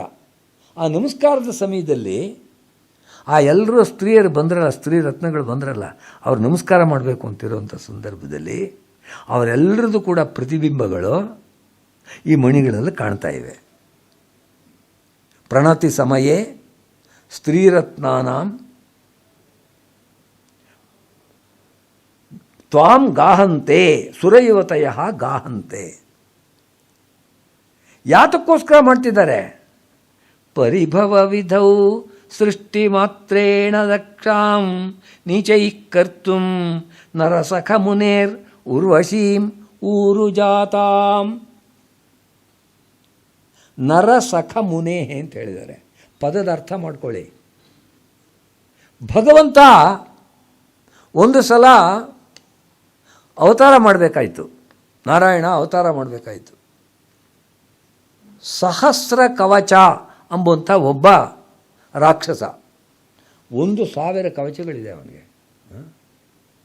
ಸಹಸ್ರ ಕವಚನಾಗಿರ್ತಕ್ಕಂಥ ರಾಕ್ಷಸ. ಆ ಸಹಸ್ರ ಕವಚನಾಗಿರ್ತಕ್ಕಂಥ ರಾಕ್ಷಸನನ್ನು ಕೊಲ್ಲಬೇಕಾದ್ರೆ ಶಕ್ತಿ ಬೇಕು. ಒಂದೊಂದು ಕವಚವನ್ನು ಭೇದಿಸೋದಕ್ಕೂ ಶಕ್ತಿ ಬೇಕು. ಅದಕ್ಕೆ ಭಗವಂತ ತನ್ನನ್ನು 2 ರೂಪ ಮಾಡಿಕೊಂಡ, ನರ ನಾರಾಯಣ ಅಂತ. ಭಗವಂತನು ಒಂದೇ ಸಲ ಆ ಸಹಸ್ರ ಕವಚನ್ನು ಹೊಡೆದಾಕೋಕ್ಕಾಗಲ್ಲ. ಏನು ಮಾಡಿದ್ರು? ನರ ತನ್ನ ಶಕ್ತಿಯಿಂದ ಈ ಸಹಸ್ರ ಕವಚನ ಜೊತೆ ಒಳಗೆ ಯುದ್ಧ ಮಾಡಿ ಒಂದು ಕವಚವನ್ನು ಭೇದಿಸೋದು. ಅದುವರೆಗೂ ಈ ನಾರಾಯಣ ಋಷಿ ಇರ್ತಾನಲ್ಲ, ಅವನು ತಪಸ್ಸು ಮಾಡಿ ಶಕ್ತಿಯನ್ನು ಗಳಿಸ್ಕೊಳ್ಳೋದು. ಈ ನರಂದ ಶಕ್ತಿ ಒಂದು ಕವಚ ಮುಗಿಸೋದ್ರಲ್ಲಿ ಮುಗಿದೋಯ್ತಲ್ಲ, ಅದಕ್ಕೋಸ್ಕರ ಆಮೇಲೆ ಇವನು ಮತ್ತೆ ತಪಸ್ಸಿಗೆ ಹೋಗೋದು. ಆ ನಾರಾಯಣ ಋಷಿ ಬಂದು ಆ ಸಹಸ್ರ ಕವಚನ ಒಂದು ಕವಚವನ್ನು ಭೇದಿಸೋದು. ಹೀಗೆ ಆಲ್ಟರ್ನೇಟಿವ್ ಆಗಿ ಇವನು ತಪಸ್ಸು ಮಾಡಿ ಶಕ್ತಿ ಗಳಿಸೋವಾಗ ಅವನು ಒಂದು ಕವಚವನ್ನು ತೆಗೆಯೋದು, ಇವನು ತಪಸ್ಸು ಮಾಡುವಾಗ ಅವನು ಮಾಡೋದು. ಹೀಗೆ 1,000 ಸಲ ಹುಟ್ಟಿ ಒಬ್ಬೊಬ್ಬರು 500 ವರ್ಷ ತಪಸ್ಸು ಮಾಡಿ ಅವನ 999 ಕವಚಗಳನ್ನು ಕಳೆದಿದ್ರು. ಒಂದು ಕವಚ ಉಳಿದಿತ್ತಲ್ಲ, ಆ ಕವಚ ಇದ್ದಂಥವನೇ ಕರ್ಣನಾಗೆ ಹುಟ್ಟಿದ್ದು. ಅವನು ಹುಟ್ಟಿದಾಗಲೇ ಕವಚ ಬಂದಿದ್ದು. ಅದಕ್ಕೋಸ್ಕರ ಅವನನ್ನು ನರ ನಾರಾಯಣ ರೂಪರಾಗಿದ್ದಂಥ ಕೃಷ್ಣ ಅರ್ಜುನರಿದ್ದರಲ್ಲ, ಆ ಅರ್ಜುನನ ಟೈಮ್ ಅದಕ್ಕೋಸ್ಕರ ಅರ್ಜುನನಿಂದ ಅವನು ಕೊಲ್ಲಿಸ್ದ. ಅದು ಕೊನೆಯದಾಗ ಅವನನ್ನು ಕೊಂದಿದ್ದು. ಈ ರೀತಿಯಾಗಿ ಇದ್ದಂಥ ಇದನ್ನು, ಆ ವಿಚಾರವನ್ನು ಇದರೊಳಗೆ ಸೇರಿಸಿದ್ದಾರೆ ನೋಡಿ, ಎಷ್ಟು ಚೆನ್ನಾಗಿ ಸೇರಿಸಿದ್ದಾರೆ. ಅಲ್ಲಿ ಇನ್ನೊಂದು ಕಥೆ ಏನು ಅಂತಂದರೆ, ಜೊತೆ ಒಳಗಿರೋದು, ನೀವೆಲ್ಲ ಉರ್ವಶಿ ಹೆಸರು ಕೇಳಿದ್ದೀರಲ್ವಾ? ಅಪ್ಸರೆಯರು ಉರ್ವಶಿ ಅಂತ ಯಾಕೆ ಹೆಸರು ಬಂತು? ಅದು ಆ ನಾರಾಯಣ ಋಷಿ ತಪಸ್ಸು ಮಾಡ್ತಿದ್ದಂಥ ಸಂದರ್ಭದಲ್ಲಿ ಅವನನ್ನು ನಾವು ವಶಪಡಿಸ್ಕೊಳ್ಳೋಕ್ಕಾಗತ್ತಾ ಅಂಥೇಳಿ ಹಾವಭಾವ ವಿಲಾಸಗಳಿಂದ ಅಪ್ಸರೆಯರು ಬಂದ್ರಂತೆ. ನೀವು ನನ್ನನ್ನು ವಶಪಡಿಸ್ಕೊಳ್ಳೋಕ್ಕಾಗತ್ತಾ ಅಂಥೇಳಿ ಆ ನಾರಾಯಣ ಮುನಿ ತನ್ನ ಊರುವನ್ನು ಕೈಯಿಂದ ಉಜ್ಜಿದ್ದಕ್ಕೇ ಒಬ್ಬ ಸುಂದರಿ ಹುಟ್ಟಿದ್ಲು. ಅವಳು ಊರ್ವಶಿ. ಊರು ಅಂತಂದರೆ ತೊಡೆಗಳು, ಆ ತೊಡೆಯಲ್ಲೇ ಹುಟ್ಟಿದಂಥವಳು. ಅದಕ್ಕೋಸ್ಕರ ಇಲ್ಲಿ ಏನು ಹೇಳ್ತಾ ಇದ್ದಾರೆ, ಉರ್ವಶೀಂ ಊರು ಜಾತಾಂ. ಆ ಊರುವಿನಲ್ಲಿ ಹುಟ್ಟಿದಂಥ ಉರ್ವಶಿ ಇದ್ದಳಲ್ಲ, ಅವಳು ಏನು ಮಹಾ ಅಂಥೇಳಿ ಎಲ್ಲ ಸ್ತ್ರೀಯರು ಕೂಡ ಭಗವಂತನ ಪಾದುಕೆಗಳಲ್ಲಿ ನೋಡಿಕೊಂಡು ಅಲ್ಲಿ ಅವ್ರು ಕಾಣಿಸ್ತಾರಲ್ಲ, ಅಲ್ಲಿಂದ ನಾವು ಹುಟ್ಟು ಬರ್ತಾ ಇದ್ದೀವಿ, ಊರ್ವಶಿಗಿಂತ ನಾವೇನು ಕಡಿಮೆ ಇಲ್ಲ ಅಂತ ಹೇಳ್ಕೊಳ್ಳೋದಕ್ಕೋಸ್ಕರ ಎಲ್ಲರೂ ಪ್ರಯತ್ನ ಪಡ್ತಿದ್ದಾರೆ. ನೋಡಿ, ಬಿಂಬ ಪ್ರತಿಬಿಂಬ ಪದ್ಧತಿ ಒಳಗೆ ಆ ಬಿಂಬ ರಿಫ್ಲೆಕ್ಷನ್ ಎಂಬುದನ್ನ ಇಟ್ಕೊಂಡೆ ಯಾವ ರೀತಿಯಾಗಿರ್ತಕ್ಕಂಥ ವರ್ಣನೆಗಳನ್ನು ಅವರು ಮಾಡ್ತಾ ಇದ್ದಾರೆ. ಸ್ತ್ರೀರತ್ನಾನಾಂ ಪರಿಭವ ವಿಧೌ ಸೃಷ್ಟಿ ಮಾತ್ರೇಣ ದಕ್ಷಾಂ ನೀಚೈ ಕರ್ತುಂ ನರಸಖ ಮುನೇ. ಸಖ ಮುನೇ, ನರನಿಗೆ ಸಖ ಫ್ರೆಂಡ್ ಆಗಿದ್ದಂಥ ಮುನಿ ಅಂದರೆ ನಾರಾಯಣ ಮುನಿ, ಅದಕ್ಕೋಸ್ಕರ ನರಸಖ ಮುನೇ. ಉರ್ವಶೀಂ ಉರುಜಾತಾಂ. ಇದಾದಮೇಲೆ ಕಾಂಚನ ಪದ್ಧತಿ ಅಂತ ತೆಗೆದುಕೊಳ್ತಾರೆ. ಅಲ್ಲಿ ಭಗವಂತನ ಪಾದುಕೆಗಳಲ್ಲಿ ಕಾಂಚನ ಅಂತಂದರೆ ಚಿನ್ನ, ಚಿನ್ನಕ್ಕೆ ಕಾಂಚನ ಅಂತ. ಕಾಂಚಾಣ ಅಂತ ಕನ್ನಡದಲ್ಲಿ ಹೇಳ್ತೀವಲ್ಲ, ಕುಣಿಯುತ್ತಿದೆ ಕಾಂಚಾಣ ಅಂತ. ಅದಕ್ಕೆ ಕಾಂಚಾಣ ಅಂತ ಬಂದಿರೋದು ಕಾಂಚನ ಎಂಬುವಂಥ ಸಂಸ್ಕೃತ ಶಬ್ದದಿಂದ. ಅದಕ್ಕೆ ಕಲ್ಯಾಣ ಅಂತಲೂ ಕೂಡ ಒಂದು ಹೆಸರಿದೆ. ಕಲ್ಯಾಣ ಅಂತಂದ್ರೂ ಕೂಡ ಬಂಗಾರ ಅಂತ ಹೆಸರಿದೆ. ಕಲ್ಯಾಣ ಪ್ರಕೃತಿಂ ವಂದೇ ಭಜಂತೀಂ ಕಾಂಚನಶ್ರಿಯಂ ಪದಾರ್ಕಾಂ ಪಾದುಕಾಂ ಶೌರೇ ಪದ ಏವ ನಿವೇಶಿತಾಂ. ಶೌರೇ ಪದೇ ಏವ ನಿವೇಶಿತಾಂ ಪದಾರ್ಹಾಂ ಪಾದುಕಾಂ ವಂದೇ ತಾಂ ಕಲ್ಯಾಣ ಪ್ರಕೃತಿಂ. ಎರಡು ಅರ್ಥದಲ್ಲಿ ಆ ಪಾದುಕೆಗಳನ್ನು ಮಾಡಿರುವಂಥದ್ದು ಚಿನ್ನದಿಂದ, ಆದ್ದರಿಂದ ಕಲ್ಯಾಣ ಪ್ರಕೃತಿ. ಕಲ್ಯಾಣವನ್ನು ಯಾವಾಗಲೂ ಪ್ರಪಂಚಕ್ಕೆ ಕೊಡೋದ್ರಿಂದ ಕಲ್ಯಾಣಂ ಮಂಗಳಂ ಶುಭಂ, ಅದನ್ನು ಕೊಡೋದ್ರಿಂದ ಅದು ಕಲ್ಯಾಣ ಪ್ರಕೃತಿ. ಈ ರೀತಿಯಾಗಿರ್ತಕ್ಕಂಥ ಪಾದುಕೆಯನ್ನು ನಾನು ನಮಸ್ಕಾರ ಮಾಡ್ತಿದ್ದೀನಿ ಅಂತ.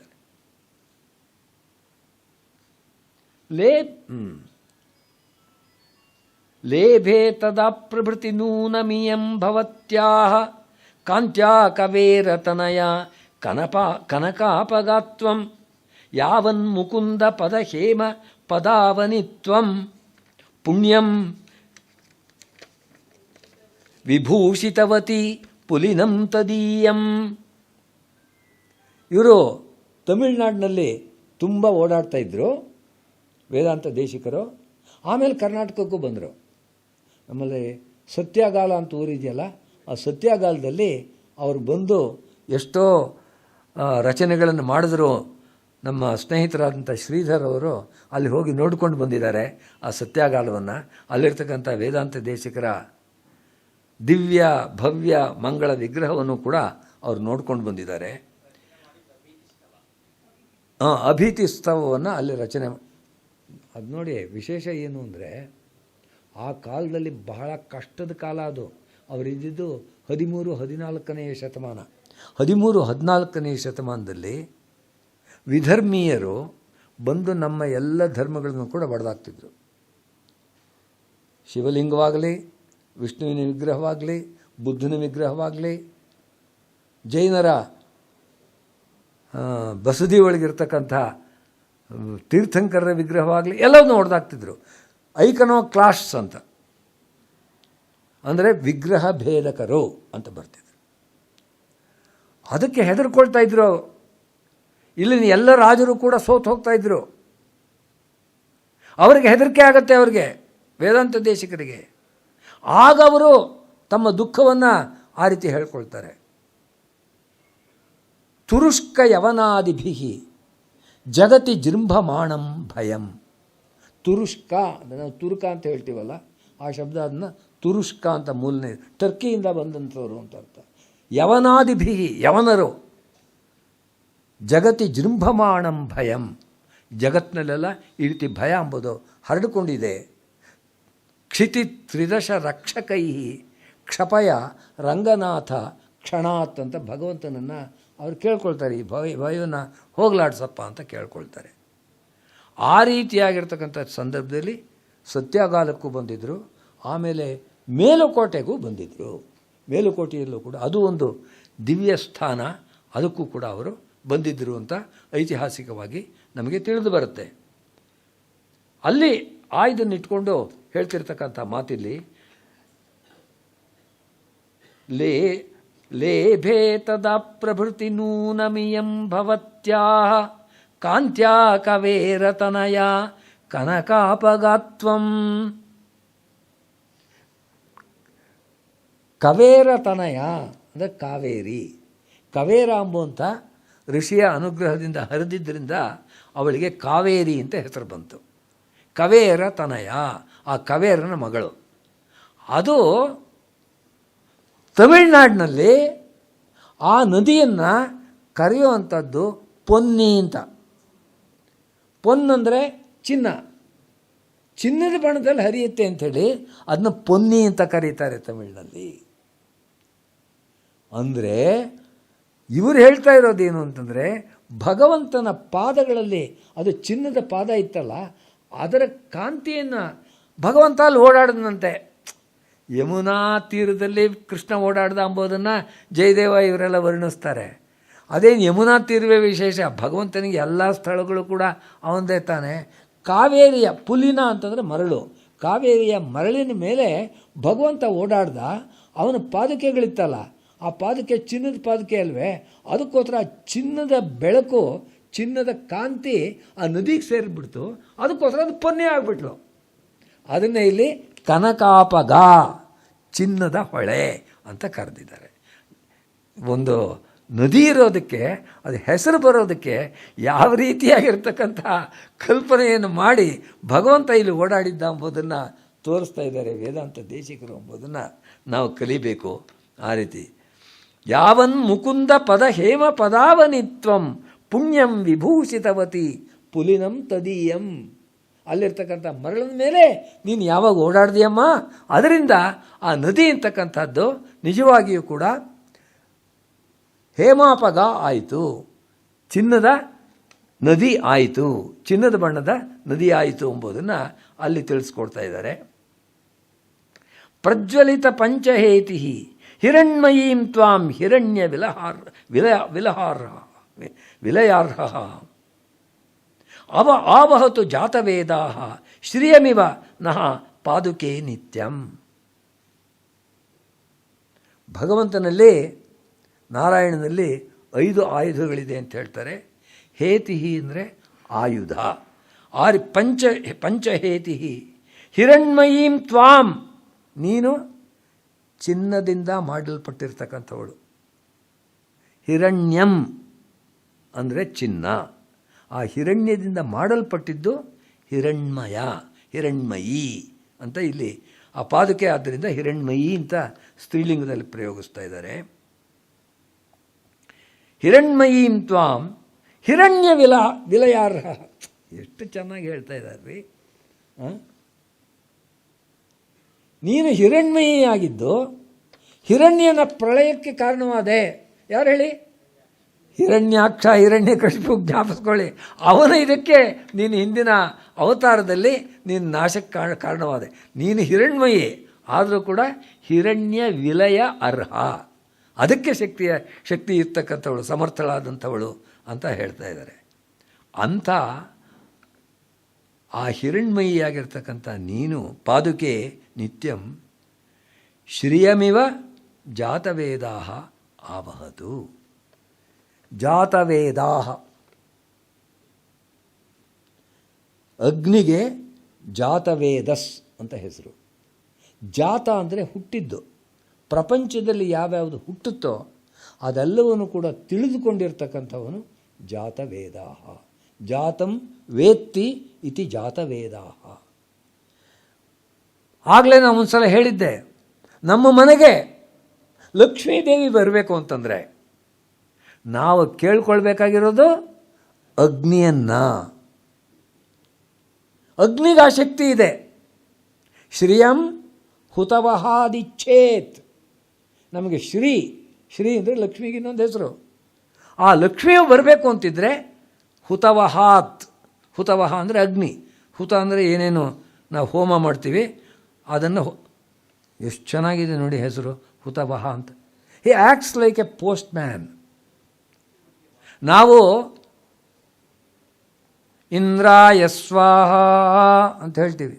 ಇಂದ್ರಾಯೇದನ್ನ ಮಮ, ಇಂದ್ರನಿಗೆ ಇದನ್ನು ಅರ್ಪಿಸ್ತಾ ಇದ್ದೀನಿ ಅಂತ ಹೇಳ್ಬಿಟ್ಟು ಅಲ್ಲಿ ಕೊಡ್ತೀವಲ್ಲ, ಅದನ್ನ ಅಗ್ನಿಗೆ ಯಾಕೆ ಹಾಕ್ತೀವಿ? ಯಾಕೆ ಅಂತಂದರೆ ಅದನ್ನು ಹೊತ್ಕೊಂಡು ಹೋಗಿ ಆಯಾ ದೇವತೆಗಳಿಗೆ ಅವನು ಕೊಡ್ತಾನೆ.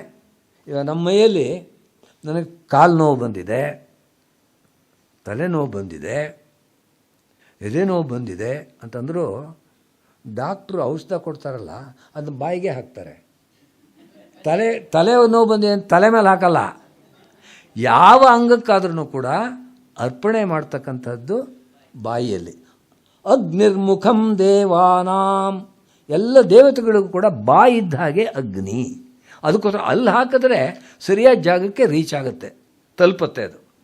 ಆದ್ದರಿಂದ ಅವನ್ನ ಹುತವಹ, ಹುತಂ ವಹತಿ, he carries it, he delivers it to the addressee ಎಂಬ ದೃಷ್ಟಿಯಿಂದ ಹುತವಹ. ಅದಕ್ಕೋಸ್ಕರ ಶ್ರಿಯಂ ಹುತವಹಾದಿಚ್ಛೇತ್ ಅಂತ ಹೇಳಿದರು. ಆ ರೀತಿಯಾಗಿರ್ತಕ್ಕಂಥ ಜಾತವೇದಸ್ಸನ್ನು ನಾವು ಶ್ರೀ ಸೂಕ್ತದಲ್ಲಿ ಆ ಅಗ್ನಿಯನ್ನು ಕೇಳ್ಕೊಳ್ತೀವಿ. ಋಗ್ವೇದದಲ್ಲಿ 10 ಮಂಡಲಗಳಿದೆ. ವ್ಯಾಸರೇನು ಮಾಡಿದ್ರು, ಎಲ್ಲ ವೇದಿಕ್ ಲಿಟ್ರೇಚರನ್ನು ಕೂಡ ಒಟ್ಟಿಗೆ ಸೇರಿಸ್ಕೊಂಡ್ರು. ಇದು ಹೀಗಿರಬೇಕು, ಇವೆಲ್ಲ ಋಕ್ಕುಗಳು ಋಗ್ವೇದ ಮಾಡಿದ್ರು, ಇವೆಲ್ಲ ಯಜಸ್ಸುಗಳು ಯಜುರ್ವೇದ ಮಾಡಿದ್ರು, ಸಾಮಗಳು ಅಥರ್ವಗಳು ಅಂತ ಎಲ್ಲ ವಿಭಾಗ ಮಾಡಿದ್ರು, ಶಿಷ್ಯರಿಗೆ ಕಲಿಸಿದ್ರು. ನೀವು ಎಷ್ಟೇ ಎಚ್ಚರಿಕೆಯಿಂದ ಈ ರೀತಿ ಲಿಟ್ರೇಚರ್ನ ಕಲೆಕ್ಟ್ ಮಾಡಿ ಎಷ್ಟೋ ವಿಷಯಗಳು ಬಿಟ್ಟೋಗುತ್ತೆ. ಎಷ್ಟೇ ಎಚ್ಚರಿಕೆಯಿಂದ ಮಾಡಿದ್ರು, ವ್ಯಾಸ ಮಹರ್ಷಿಗಳಂಥವ್ರು ಮಾಡಿದ್ರಲ್ಲೂ ಕೂಡ ಎಷ್ಟೋ ಮಂತ್ರಗಳು ಬಿಟ್ಟೋಗಿತ್ತು. ಈ 10 ಮಂಡಲಗಳು ಸೇರಿರಲಿಲ್ಲ. ಬಿಟ್ಟೋಗಿದ್ದನ್ನೇನು ಮಾಡೋದು? ಅವುಗಳನ್ನು ಖಿಲ ಸೂಕ್ತಗಳು ಅಂತ ಸೇರಿಸಿದ್ರು. ಆ ರೀತಿಯಾಗಿ ಶ್ರೀ ಸೂಕ್ತವೂ ಕೂಡ ಒಂದು ಖಿಲ ಸೂಕ್ತ. ಅದು ರೆಗ್ಯುಲರ್ ಮಂಡಲಗಳಲ್ಲಿಲ್ಲ, ಖಿಲ ಸೂಕ್ತವಾಗಿ ಶ್ರೀ ಸೂಕ್ತ ಇದೆ.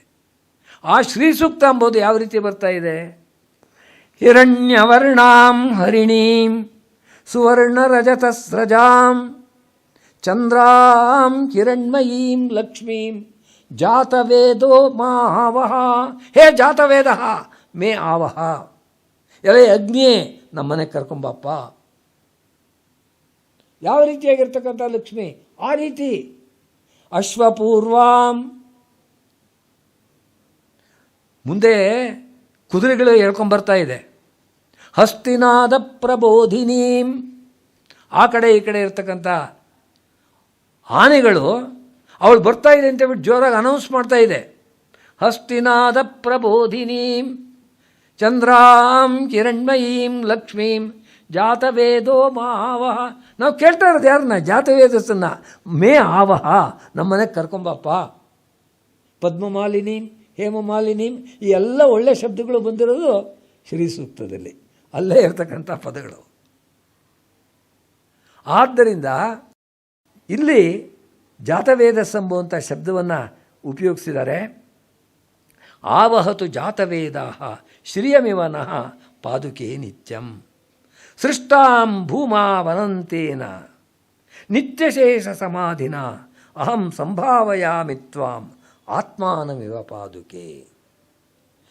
ರಾಮಾನುಜ ದರ್ಶನದಲ್ಲಿ ಶೇಷಶೇಷಿ ಭಾವ ಎಂಬುದು ಅತ್ಯಂತ ಮುಖ್ಯವಾದ ಒಂದು ತತ್ವ.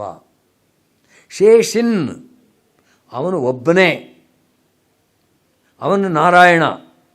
ಉಳಿದ ಎಲ್ಲರೂ ಕೂಡ, ಎಲ್ಲ ದೇವತೆಗಳು, ಎಲ್ಲ ಜೀವರು, ಎಲ್ಲ ಜಡರು, ನಿನ್ನೆ ಹೇಳಿದ್ನಲ್ಲ ಈಶ್ವರಶ್ಚಿದಚಿಚ್ಚೇತಿ ಪದಾರ್ಥತ್ರಿತಯಂ. ಆ ರೀತಿ ಈಶ್ವರನಾಗಿರ್ತಕ್ಕಂಥವನು ಅವನು ಶೇಷಿ. ಚಿತ್ ಅಚಿತ್ತಾಗಿರ್ತಕ್ಕಂಥ ಎಲ್ಲ ಪ್ರಪಂಚವೂ ಕೂಡ ಅವನಿಗೆ ಶೇಷ. Please understand why the god is exhibited as lying on ಶೇಷ. ಅಲ್ಲಿ ಏನೋ ಹಾವಿನ ಮೇಲೆ ಮಲ್ಕೊಂಡ ಅಂತ ಅಂದ್ಕೋಬೇಡಿ. ಅಲ್ಲಿ ಅಭಿಪ್ರಾಯ ಇರ್ತಕ್ಕಂಥದ್ದು ಎಲ್ಲ ಇಡೀ ಜಗತ್ತು ಇರ್ತಕ್ಕಂಥದ್ದು ಅದು ಶೇಷ. ಉಳಿದುಕೊಂಡಿರ್ತಕ್ಕಂಥದ್ದು ಸೇವಕ ರೂಪದಲ್ಲಿ ಇರತಕ್ಕಂಥದ್ದು. ಅದರ ಮೇಲೆ ಮಲಗಿರ್ತಕ್ಕಂಥವನು ಶೇಷಿ ತತ್ವ ಇರ್ತಕ್ಕಂಥದ್ದು ಒಬ್ಬನೇ ಭಗವಂತ. ಎಚ್ಚ ಕಿಂಚಿತ್ ಜಗತ್ ಸರ್ವಂ ದೃಶ್ಯತೆ ಶ್ರೂಯತೆ ಪಿವ ಅಂತರ್ಬಹಿಶ್ಚ ತತ್ಸರ್ವಂ ವ್ಯಾಪ್ಯ ನಾರಾಯಣ ಸ್ಥಿತ. ಇದು ರಾಮಾನುಜರು ಪ್ರತಿಪಾದನೆ ಮಾಡಿದಂಥ ಸಿದ್ಧಾಂತ. ಸೃಷ್ಟಾಂ ಭೂಮೌ ಅನಂತೇನ ನಿತ್ಯಂ ಶೇಷ ಸಮಾಧಿನ ಅಹಂ ಸಂಭಾವಯಾಮಿ ತ್ವಾಂ ಆತ್ಮಾನಮಿವ ಪಾದುಕೆ. ನಾನೇ ನೀನು ಎಂಬ ಥರದಲ್ಲಿ, ಯಾಕೆಂದರೆ ನಾವೆಲ್ಲರೂ ಶೇಷದಲ್ಲಿ ಸೇರಿರತಕ್ಕಂಥವರು. ಅದರ ನಾನೇ ಆತ್ಮಾನಮಿವ ಭಾವಯಿತ್ವ ಆವಹಾಮಿ.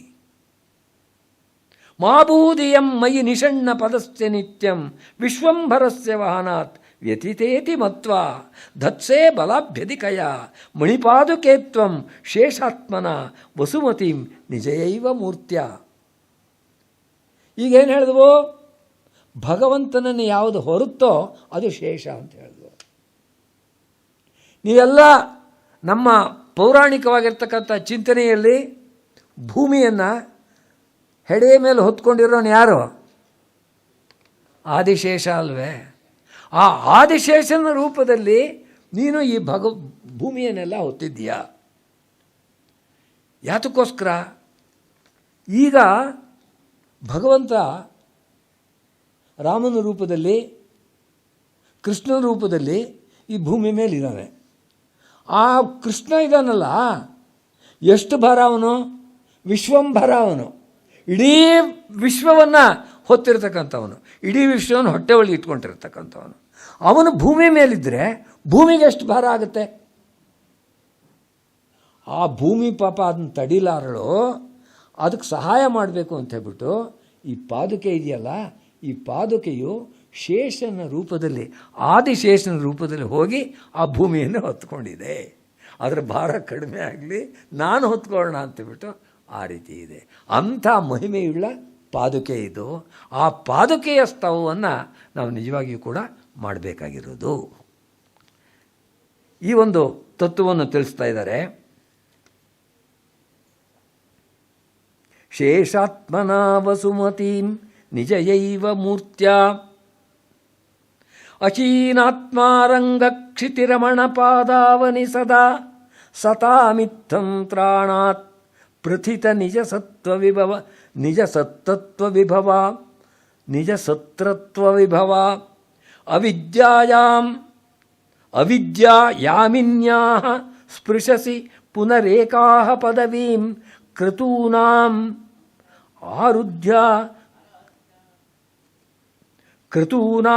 ಆರಾಧ್ಯ ಕ್ರತುರಪಿ ಚ ಸರ್ವಸ್ತ್ವಮಸಿನಃ. ಇಲ್ಲಿ ಒಂದೊಂದು ಪದ ಹಾಕಿದಾರಲ್ಲ, ನಿಜವಾಗಿಯೂ ಸಾಷ್ಟಾಂಗ ಪ್ರಣಾಮವನ್ನು ಮಾಡಬೇಕು. ಇಂಥ ಒಂದು ಪದವನ್ನು ಒಬ್ಬ ಕವಿ ಬಳಸೋಕ್ಕಾಗುತ್ತೆ ಅಂತಂದರೆ ಅವನು ಎಷ್ಟು ದೊಡ್ಡ ಕವಿ ಅಂತ ಗೊತ್ತಾಗ್ಬಿಡುತ್ತೆ.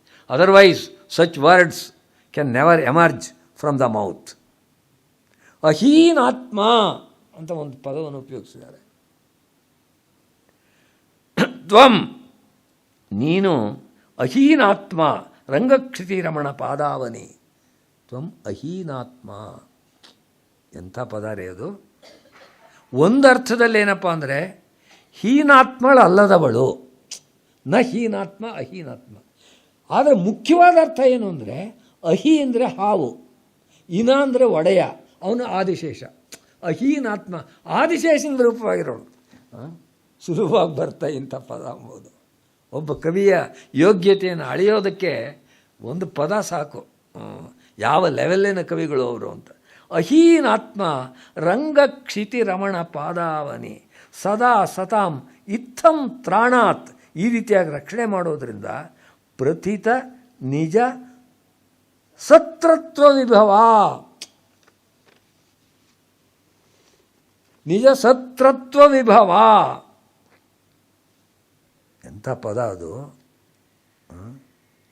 ಒಂದರ್ಥದಲ್ಲಿ ಸತ್ರತ್ವ, ಸತ್ರ ಅಂತಂದರೆ ಯಾಗ ವಿಶೇಷಕ್ಕೆ ಸತ್ರ ಅಂತ ಹೆಸರು. ಯಾಗಗಳು ಎಷ್ಟೋ ಪ್ರಕಾರವಾಗಿದೆ, ಅದರಲ್ಲಿ ಒಂದು ವಿಧವಾಗಿರ್ತಕ್ಕಂಥ ಯಾಗಕ್ಕೆ ಸತ್ರ ಅಂತ ಹೆಸರು. ಅದನ್ನೇ ಇಟ್ಕೊಂಡ್ಬಿಟ್ಟು ಕನ್ನಡದಲ್ಲಿ ಛತ್ರ ಅಂತ ಮಾಡಿಬಿಟ್ಟಿದ್ದಾರೆ. ಪೂರ್ಣ ಇನ್ನೋರು ಛತ್ರ. ಯಾವ ಯಾಗದಲ್ಲಿ ನಿತ್ಯವೂ ಕೂಡ ಅನ್ನದಾನ ನಡೀತಾ ಇರುತ್ತೆ ಅಂಥದಕ್ಕೆ ಸತ್ರ ಅಂತ ಹೆಸರು. ಪೂರ್ಣ ಇನ್ನೋರು ಛತ್ರ. ನಿಜವಾಗಿ ಸಂಸ್ಕೃತದಲ್ಲಿ ಛತ್ರ ಅಂದರೆ ಅಂಬ್ರೆಲಾ. ಅದನ್ನು ನಾವು ಛತ್ರಿ ಅಂತ ಮಾಡಿಕೊಂಡ್ವು, ವ್ಯತ್ಯಾಸ ತೋರಿಸೋದಕ್ಕೆ. ಅದಕ್ಕೆ ಇಲ್ಲಿ ಏನಂತ ಇದೆ, ನಿಜ ಸತ್ರತ್ವ ವಿಭವ ಅಂತಂದರು. ಆ ರೀತಿಯಾಗಿರ್ತಕ್ಕಂಥ ಯಾಗದ ವೈಭವ ಎಲ್ಲ ಯಾವಳಲ್ಲಿದೆಯೋ ಅವಳು ನಿಜ ಸತ್ರತ್ವ ವಿಭವ. ಆ ಪದವನ್ನು ಸರಿಯಾಗಿ ವಿದ್ವಾಂಸರಾಗಿ ಒಡೆದು ನೋಡಿದ್ರೆ ನಿಜ ಸತ್ರತ್ವ ವಿಭವ ಸತಃ ತ್ರಾಯತೆ ಇತಿ ಸತ್ರ. ಒಳ್ಳೆಯವರನ್ನ ಯಾವುದು ತ್ರಾಣ ಮಾಡುತ್ತೆ, ಯಾವುದು ಕಾಪಾಡುತ್ತೆ ಅದು ಸತ್ರ. ನಿಜ ಸತ್ರತ್ವ ವಿಭವ. ಎಲ್ಲ ಒಳ್ಳೆಯ ಜನಗಳು ಯಾರಿದ್ದಾರೆ ಅವರೆಲ್ಲರೂ ಕೂಡ ಕಾಪಾಡುವಂಥ ವೈಭವ ಉಳ್ಳವಳು. ನೀವು ಎಂದಾದರೂ ಈ ರೀತಿಯಾಗಿರ್ತಕ್ಕಂಥ ಒಂದು ಪದ ನಾವು ಯೋಚನೆ ಮಾಡೋಕ್ಕಾಗತ್ತಾ? ಎರಡರ್ಥದಲ್ಲಿ ಈ ರೀತಿಯಾದ ಪ್ರಯೋಗವನ್ನು ಮಾಡೋದಕ್ಕೆ ಎಷ್ಟು ಅವರು ತಮಿಳುನಾಡಿನಲ್ಲಿ ಹುಟ್ಟಿದವರು 13ನೇ ಶತಮಾನದಲ್ಲಿ. ತಮಿಳು ಮಾತೃಭಾಷೆಯಾಗಿರ್ತಕ್ಕಂಥವರು ಸಂಸ್ಕೃತ ಭಾಷೆಯ ಪಾಣಿನಿಗೂ ಕೂಡ ಅರ್ಥವಾಗುತ್ತೋ ಇಲ್ವೋ ಅಷ್ಟು ಚೆನ್ನಾಗಿರ್ತಕ್ಕಂಥ ಅದರ ಒಳಗುಟ್ಟುಗಳನ್ನೆಲ್ಲ ಆ ವಿಚಾರಗಳನ್ನೆಲ್ಲ ತಾವು ಮಾಸ್ಟರಿ ಮಾಡಿಕೊಂಡು ಅರ್ಥ ಮಾಡಿಕೊಂಡು ಈ ರೀತಿಯಾದಂಥ ಪ್ರಯೋಗಗಳನ್ನು ಮಾಡಿದ್ರಲ್ಲ. ನಮ್ಮ ಕರ್ನಾಟಕ ದೇಶದಲ್ಲಿ ಅದೇ ರೀತಿಯಾಗಿ ಪಂಪನ್ನು ತಗೊಳ್ಳಿ, ರನ್ನನ್ನು ತಗೊಳ್ಳಿ, ಆ ರೀತಿಯಾಗಿರ್ತಕ್ಕಂಥ ಸಂಸ್ಕೃತ ಪಾಂಡಿತ್ಯ ಇಟ್ಟುಕೊಂಡು ಅವರು ಬರೆದಂಥವ್ರು. ಪಂಪನಲ್ಲಿ ಒಂದು ಭಾಗ ಬರುತ್ತೆ, ಅಲ್ಲಿ ದೇವತೆಗಳ ಆಶೀರ್ವಾದ ಮಾಡಬೇಕು. ಆ ದೇವತೆಗಳ ಆಶೀರ್ವಾದ ಮಾಡಬೇಕು ಅನ್ನುವಾಗ ಎಲ್ಲ ಪದ್ಯಗಳನ್ನು ಶುದ್ಧ ಸಂಸ್ಕೃತದಲ್ಲೇ ಬರೆದಿದ್ದಾನೆ. ಶಾರ್ದೂಲ ವಿಕ್ರೀಡಿತ ಛಂದಸ್ನಲ್ಲೇ ಪದ್ಯಗಳು ಬರೆದಿದ್ದಾನೆ. ಆ ರೀತಿಯಾಗಿ ಆಗಿನ ಕಾಲದವರೆಲ್ಲ ಉಭಯ ಭಾಷಾ ವಿದ್ವಾಂಸರು. ನಮಗೆ ಸಂಸ್ಕೃತ ಗೊತ್ತಾಗಲ್ರಿ ಇದೇನೋ ಪದ ಅಂತ ಆ ರೀತಿ ಅಂತಿದ್ದವರಲ್ಲ. ಸಂಸ್ಕೃತದಲ್ಲೂ ಕೂಡ ಅಷ್ಟು ಖಚಿತವಾದ ಪಾಂಡಿತ್ಯವನ್ನು ಹೊಂದಿದ್ದಂಥವರು. ಹಾಗೆ ಇವರು ತಮಿಳಿನಲ್ಲೂ ಅದ್ಭುತವಾಗಿರ್ತಕ್ಕಂಥ ಗ್ರಂಥಗಳನ್ನು ಬರೆದು, ಪ್ರಾಕೃತದಲ್ಲೂ ಕವಿತಾ ರಚನೆಯನ್ನು ಮಾಡಿ, ಮಣಿಪ್ರವಾಳದಲ್ಲೂ ಗ್ರಂಥಗಳನ್ನು ಬರೆದು, ಸಂಸ್ಕೃತದಲ್ಲಂತೂ ಅವರಿಗೆ ಸಮಾನವಾದವರು ಇಲ್ಲ ಅಂತ ಅಂದ್ಕೊಳ್ಬೇಕು. ನನಗೆ ಊಹೆ ಬರ್ತಕ್ಕಂಥದ್ದು ಅವರಿಗೆ ಸಮಾನವಾದಂಥ ಇನ್ನೊಬ್ಬ ವ್ಯಕ್ತಿ ಅಂತಂದರೆ 12ನೇ ಶತಮಾನದಲ್ಲಿ ಗುಜರಾತ್ನಲ್ಲಿ ಒಬ್ಬ ಜೈನ ವಿದ್ವಾಂಸ ಇದ್ದ, ಹೇಮಚಂದ್ರ ಅಂತ. ಆ ಹೇಮಚಂದ್ರ ಸೂರಿ ಇದನ್ನು ನೋಡಿ, ಅವನನ್ನು ಆಗಿನ ಕಾಲದ ಜನಗಳು ಕಲಿಕಾಲ ಸರ್ವಜ್ಞ ಅಂತ ಕರೀತಾ ಇದ್ರು. ಆ ಹೇಮಚಂದ್ರನನ್ನು ಒಬ್ಬನು ಹೋಲಿಸ್ಬೋದು. ಆ ರೀತಿಯಾಗಿರ್ತಕ್ಕಂಥ ವಿದ್ವತ್ತನ್ನು ಒಂದೊಂದು ಪದದಲ್ಲೂ ಕೂಡ ಇವರು ತೋರಿಸ್ತಾ ಇದ್ದಾರೆ. ಅವಿದ್ಯಾ ಯಾಮಿನ್ಯಾ ಸ್ಪೃಶಸಿ ಪುನರ್ ಏಕಾಹ ಪದವಿ. ಮೀಮಾಂಸಾ ಶಾಸ್ತ್ರವನ್ನು ಓದಿದ್ದಂಥವರಿಗೆ ಈ ಶ್ಲೋಕ ಸ್ಪಷ್ಟವಾಗಿ ಅರ್ಥವಾಗುತ್ತೆ. ಅದಿಲ್ಲದವರಿಗೆ ಏನೋ ಬರ್ಕೊಂಡಿದ್ದಾರೆ ಅಂತಷ್ಟೆ.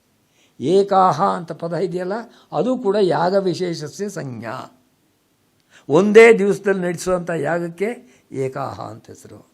ಅದನ್ನು ಇಲ್ಲಿ ಅವಿದ್ಯಾ ಯಾಮಿನ್ಯಾ ಸ್ಪೃಶಸಿ ಪುನರೇಕಾಹ ಪದವೀಂ. ಅವಿದ್ಯೆ ಅಂತಕ್ಕಂಥದ್ದು ಒಂದು ರಾತ್ರಿಯಾಗಿದ್ದಾಗ ನಮಗೇನೂ ಕಾಣಲ್ಲ ಕತ್ಲಲ್ಲಿ. ಈ ಅವಿದ್ಯೆ ಎಂಬುದು ಕೂಡ, ಅಜ್ಞಾನ ಎಂಬುದು ಕೂಡ ನಮ್ಮಲ್ಲಿದ್ದಾಗ ಎದುರಿಗೆ ಇರ್ತಕ್ಕಂಥ ಪದಾರ್ಥಗಳು ಕೂಡ ಕಾಣಲ್ಲ. ಅದಕ್ಕೋಸ್ಕರ ಅವಿದ್ಯೆಯನ್ನೇ ಯಾಮಿನಿ ಅಂತ ಹೇಳ್ಬಿಟ್ಟು ರೂಪಣವನ್ನು ಮಾಡಿದ್ದಾರೆ. Is made it a metaphor. ಯಾಮಿನಿ ಅಂತ ಹೇಳ್ಬಿಟ್ಟು ರಾತ್ರಿಗೆ ಯಾಕೆ ಹೆಸರಿಟ್ಟರು? ಒಂದೊಂದು ನೋಡಿ, ಯಾಮಗಳು ಅದರಲ್ಲಿದೆ. ಇಷ್ಟು ಕಾಲಕ್ಕೆ ಅಂದರೆ ಯಾಮ ಅಂತ ಹೆಸರು, ತ್ರಿಯಾಮ ಅಂತ ಹೆಸರು ಬರ್ತದೆ, ಯಾಮಿನಿ ಅಂತ ಹೆಸರು ಬರ್ತದೆ. ಇವೆಲ್ಲ ಏನಂದರೆ ಒಂದೊಂದು ಪದವನ್ನು ನಾವು ಕೇಳಿ ಏನೋ ಚೆನ್ನಾಗಿ ಕೇಳಿಸೋಕೆ ಚೆನ್ನಾಗಿದೆ, ಮಗುಗೆ ಹೆಸರಿಟ್ಬಿಡೋಣ ಅಂತ ಅಷ್ಟೇ ಅಲ್ಲ, ನಿಜವಾದ ಒಳಗಿನ ತತ್ವ ಏನು ಎಂಬುದು ತಿಳ್ಕೊಳ್ಳೋದಕ್ಕೆ ಪ್ರಯತ್ನ ಪಡಬೇಕು. ಅವಿದ್ಯಾ ಯಾಮಿನ್ಯಾ ಸ್ಪೃಶಸಿ ಪುನರ್ ಏಕಾಹ ಪದವೀಂ.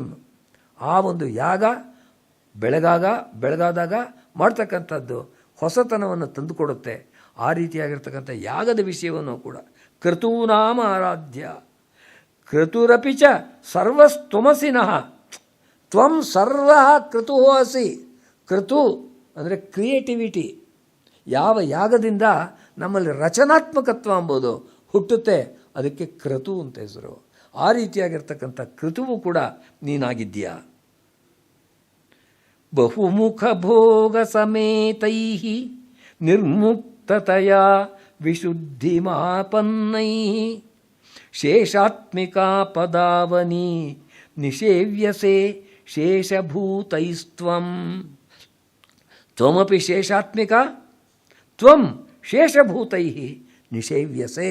ಶೇಷಭೂತೈಃ ಸರ್ವೈಃ ಮಾನವೈಃ, ಸರ್ವೈಃ ಮಾನವೈಃ ತ್ವಂ ಪೂಜ್ಯಸೆ. ನೀನು ಆ ರೀತಿಯಾಗಿರ್ತಕ್ಕಂಥ ಪೂಜೆಗಳನ್ನು ಸ್ವೀಕರಿಸ್ತಾ ಇದ್ದೀಯಮ್ಮ ಪಾದುಕೆ ಅಂತ ಬಿಟ್ಟು ಆ ರೀತಿಯಾಗಿರ್ತಕ್ಕಂಥ ವರ್ಣನೆ ಮಾಡ್ತಾರೆ.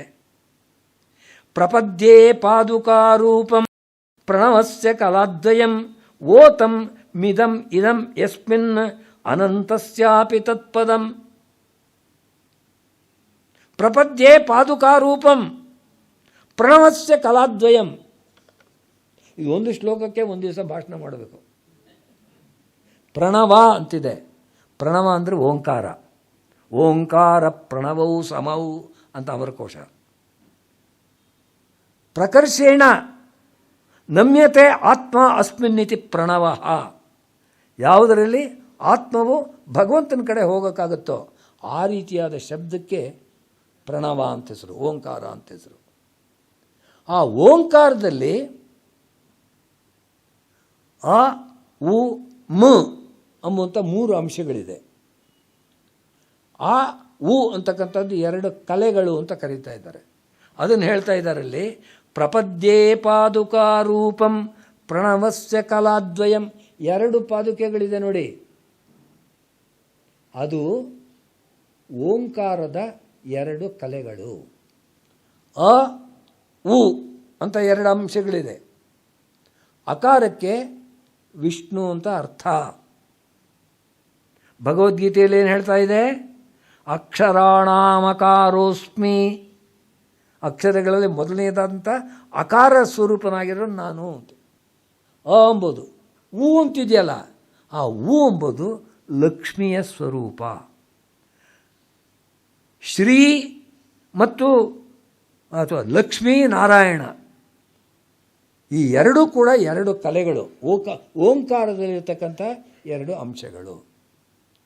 ಇವುಗಳನ್ನು ಇವರಿಬ್ಬರನ್ನೂ ಕೂಡ ಒಟ್ಟಿಗೆ ಸೇರಿಸಿ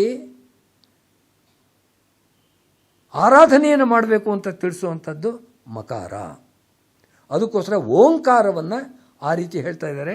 ಅದನ್ನಿಲ್ಲಿ ಪ್ರಪದ್ಯೆ ಪಾದುಕಾರೂಪಂ ಪ್ರಣವಸ್ಯ ಕಲಾದ್ವಯಂ ಓತಂ ಮಿತಮಿದಂ ಯಸ್ಮಿನ್ ಅನಂತಸ್ಯಾಪಿ ತತ್ಪದಂ.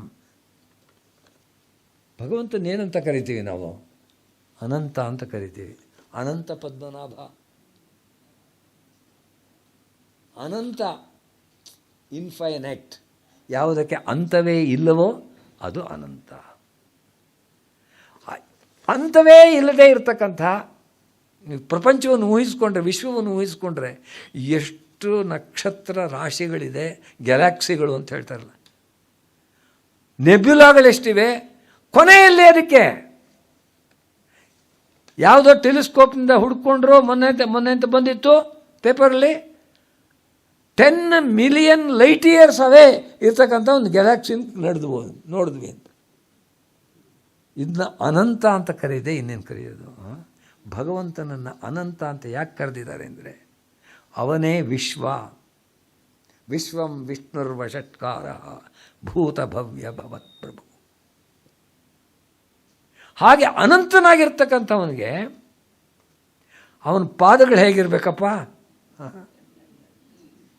ತ್ರಿಪಾದೂರ್ಧ್ವೌ ದೈತ್ ಪುರುಷ ಪಾದೋಸ್ಯೇಹ ಭವತ್ ಪುನಃ ಪಾದೋಸ್ಯ ವಿಶ್ವಭೂತಾನಿ ತ್ರಿಪಾದಸ್ಯಾಮೃತಂ ದಿವಿ. ಎಷ್ಟು ವಿಶ್ವವನ್ನು ನಾವು ನೋಡ್ತಾ ಇದ್ದೀವಿ. ಇದೆಲ್ಲವೂ ಕೂಡ ಆ ಭಗವಂತನ ಒಂದು ಭಾಗ ಮಾತ್ರ. ಪಾದೋಸ್ಯ ವಿಶ್ವಭೂತಾನಿ. ನಮಗೆ ಕಾಣದೇ ಇರ್ತಕ್ಕಂಥ ತ್ರಿಪಾತ್, ಇನ್ನು 3 ಕ್ವಾರ್ಟರ್ಸ್ ಇದೆಯಲ್ಲ, ಅಮೃತನ್ ದಿವಿ, ಎಲ್ಲೋ ನಾವು ಕಾಣದೇ ಇರ್ತಕ್ಕಂಥ ಎಲ್ಲೋ ಇದೆ, ನಮ್ಮ ಬುದ್ಧಿಗೆ ಇಟ್ಕೋವಂಥದ್ದಲ್ಲ. ಯಥೋ ವಾಚೋ ನಿವರ್ತಂತೆ ಅಪ್ರಾಪ್ಯ ಮನಸಾ ಸಹ. ಆ ರೀತಿಯಾಗಿರ್ತಕ್ಕಂಥ ಇದನ್ನು, ಆ ಭಗವಂತನ ಪಾದಗಳನ್ನು ಈ ಪಾದುಕೆಗಳು ಹಿಡ್ಕೊಂಡಿದೆ ಅಂತಂದರೆ ಪಾದುಕೆಗಳಿಂದ ಎಷ್ಟು ದೊಡ್ಡದಾಗಿರಬೇಕು. ಊಹಿಸಿ ಅದನ್ನ. ಪ್ರಪದ್ಯೆ ಪಾದುಕಾರೂಪಂ ಪ್ರಣವಸ್ಯ ಕಲಾದ್ವಯಂ ಓತಂ ಮಿತಮಿದಂ ಯಸ್ಮಿನ್ ಅನಂತಸ್ಯಾಪಿ ತತ್ಪದಂ. ಮಿತಂ ಅಂತ ಹೇಳ್ತಾ ಇದ್ದಾರೆ, ಅಂದರೆ ಹಿಡಿದಿದ್ದು ಅಂತ ಅರ್ಥ. ಮಾಧಾತುವಿನಿಂದ ಬಂದಿರತಕ್ಕಂಥ ಪದ ಮಿತವಾಗಿರೋದು ಅಂತ ಹೇಳ್ತೀವಲ್ಲ, ಮಿತಾಹಾರ ಇತ್ಯಾದಿಗಳಲ್ಲಿ. ಆದರೆ ಅಲ್ಲಿರ್ತಕ್ಕಂಥ ಅಂತರರ್ಥ, ಒಳಗಡೆ ಇರ್ತಕ್ಕಂಥ ಅರ್ಥ ಏನು ಅಂದರೆ ಮಕಾರೇಣ ಇತಂ ಮಿತಂ ಅಂತ. ಮೊದಲಿನ ಕಲಾದ್ವಯವನ್ನು ಏನು ಹೇಳಿದ್ವಿ, ಅಕಾರ ಉಕಾರಗಳು ಅವೆರಡನ್ನೂ ಒಟ್ಟಿಗೆ ಹಿಡಿದಿರ್ತಕ್ಕಂಥದ್ದು ಮಕಾರ. ನೀವು ಮನೆ ಎರಡೂ ಒಟ್ಟಿಗೆ ಸೇರ್ಕೊಳ್ಳುತ್ತಲ್ವಾ, ಆ ರೀತಿಯಾಗಿ ಅಕಾರ ಉಕಾರಗಳನ್ನು ಎರಡು ಜೊತೆ ಒಳಗೆ ಸೇರಿಸ್ತಕ್ಕಂಥದ್ದು, ಆ ರೀತಿಯಾಗಿರ್ತಕ್ಕಂಥದ್ದು ಪಾದುಕೆಗಳು. ಆ ಪಾದುಕೆಗಳು ಭಗವಂತನ ಎರಡು ಪಾದಗಳನ್ನು, ಎರಡು ಕಲೆಗಳನ್ನು ಕೂಡ ಹಿಡಿದುಕೊಂಡಿರ್ತಕ್ಕಂಥದ್ದು. ಆದ್ದರಿಂದ ಓಂಕಾರ ಸ್ವರೂಪವಾದದ್ದೇ ಪಾದುಕೆಗಳು. ನಾವು ಓಂಕಾರ ಜಪವನ್ನು ಮಾಡೋದು ಯಾವ ರೀತಿಯೋ ಆ ರೀತಿಯಾಗಿ ಪಾದುಕೆಗಳಿಗೆ ಪ್ರಣಾಮ ಮಾಡಿದ್ರು, ಪಾದುಕೆಗಳನ್ನು ಆರಾಧನಾ ಮಾಡಿದ್ರು, ಪಾದುಕಾ ಸಹಸ್ರವನ್ನು ಓದಿದರು, ಪಾದುಕಾ ಸಹಸ್ರದ ಪಾರಾಯಣವನ್ನು ಮಾಡಿದ್ರು, ಪಾದುಕಾ ಸಹಸ್ರದ ಬಗ್ಗೆ ನೀವು ಕೇಳಿದ್ರು, ಓಂಕಾರವನ್ನು ಹೇಳಿದ ಹಾಗೆ.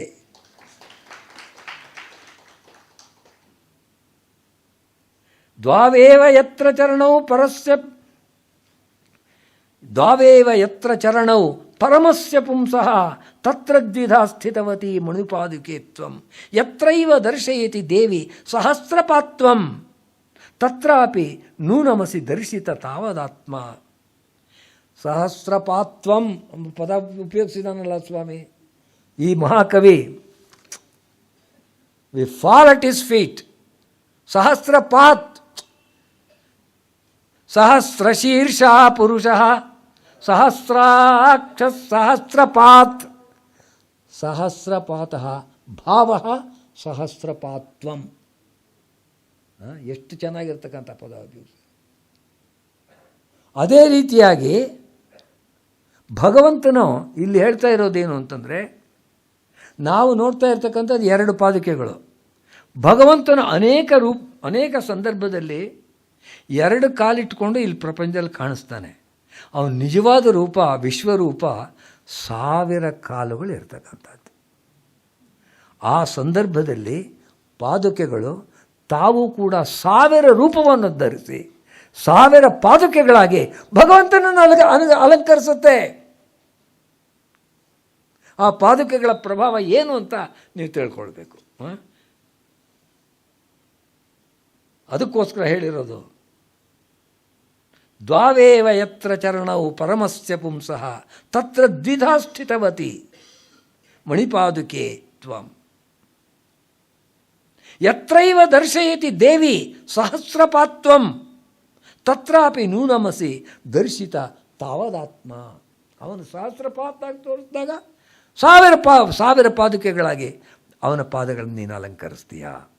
ಯಾವ ರೂಪವನ್ನು ಬೇಕಾದರೂ ಭಗವಂತನಿಗೆ ಅನುಗುಣವಾಗಿ ಧರಿಸಬಲ್ಲಂಥ ಶಕ್ತಿ ಇರ್ತಕ್ಕಂಥದ್ದು ಆ ಪಾದುಕೆಗಳು.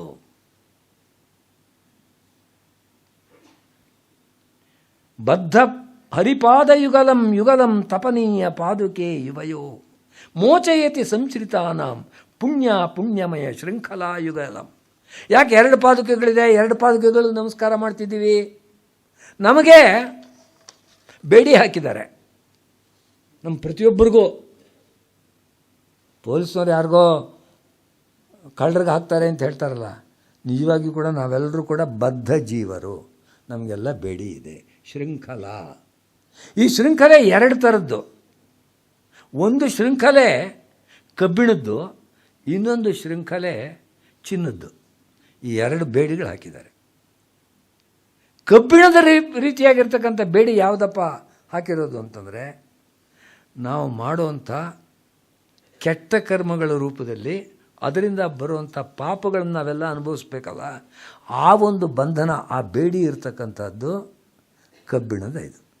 ನಾವು ಒಳ್ಳೆ ಕೆಲಸ ಮಾಡಿದ್ದೀವಿ, ಎಷ್ಟೋ ದಾನ ಮಾಡ್ತೀವಿ, ಎಷ್ಟೋ ಜನಗಳಿಗೆ ಜ್ಞಾನವನ್ನು ಹಂಚ್ತೀವಿ, ಯಾರೋ ಕಷ್ಟದಲ್ಲಿದ್ದಾಗ ಅವ್ರನ್ನ ಕಾಪಾಡ್ತೀವಿ, ನೋವಿದ್ದವರಿಗೆ ಸಾಂತ್ವನ ಹೇಳ್ತೀವಿ. ಈ ಪುಣ್ಯದ ಕೆಲಸಗಳಿದೆಯಲ್ಲ, ಇದರಿಂದ ಬರತಕ್ಕ ಅದು ಕೂಡ ಒಂದು ಬೇಡಿನೇ. ಆದರೆ ಚಿನ್ನದ ಬೇಡಿ ಇದ್ದಾಗೆ.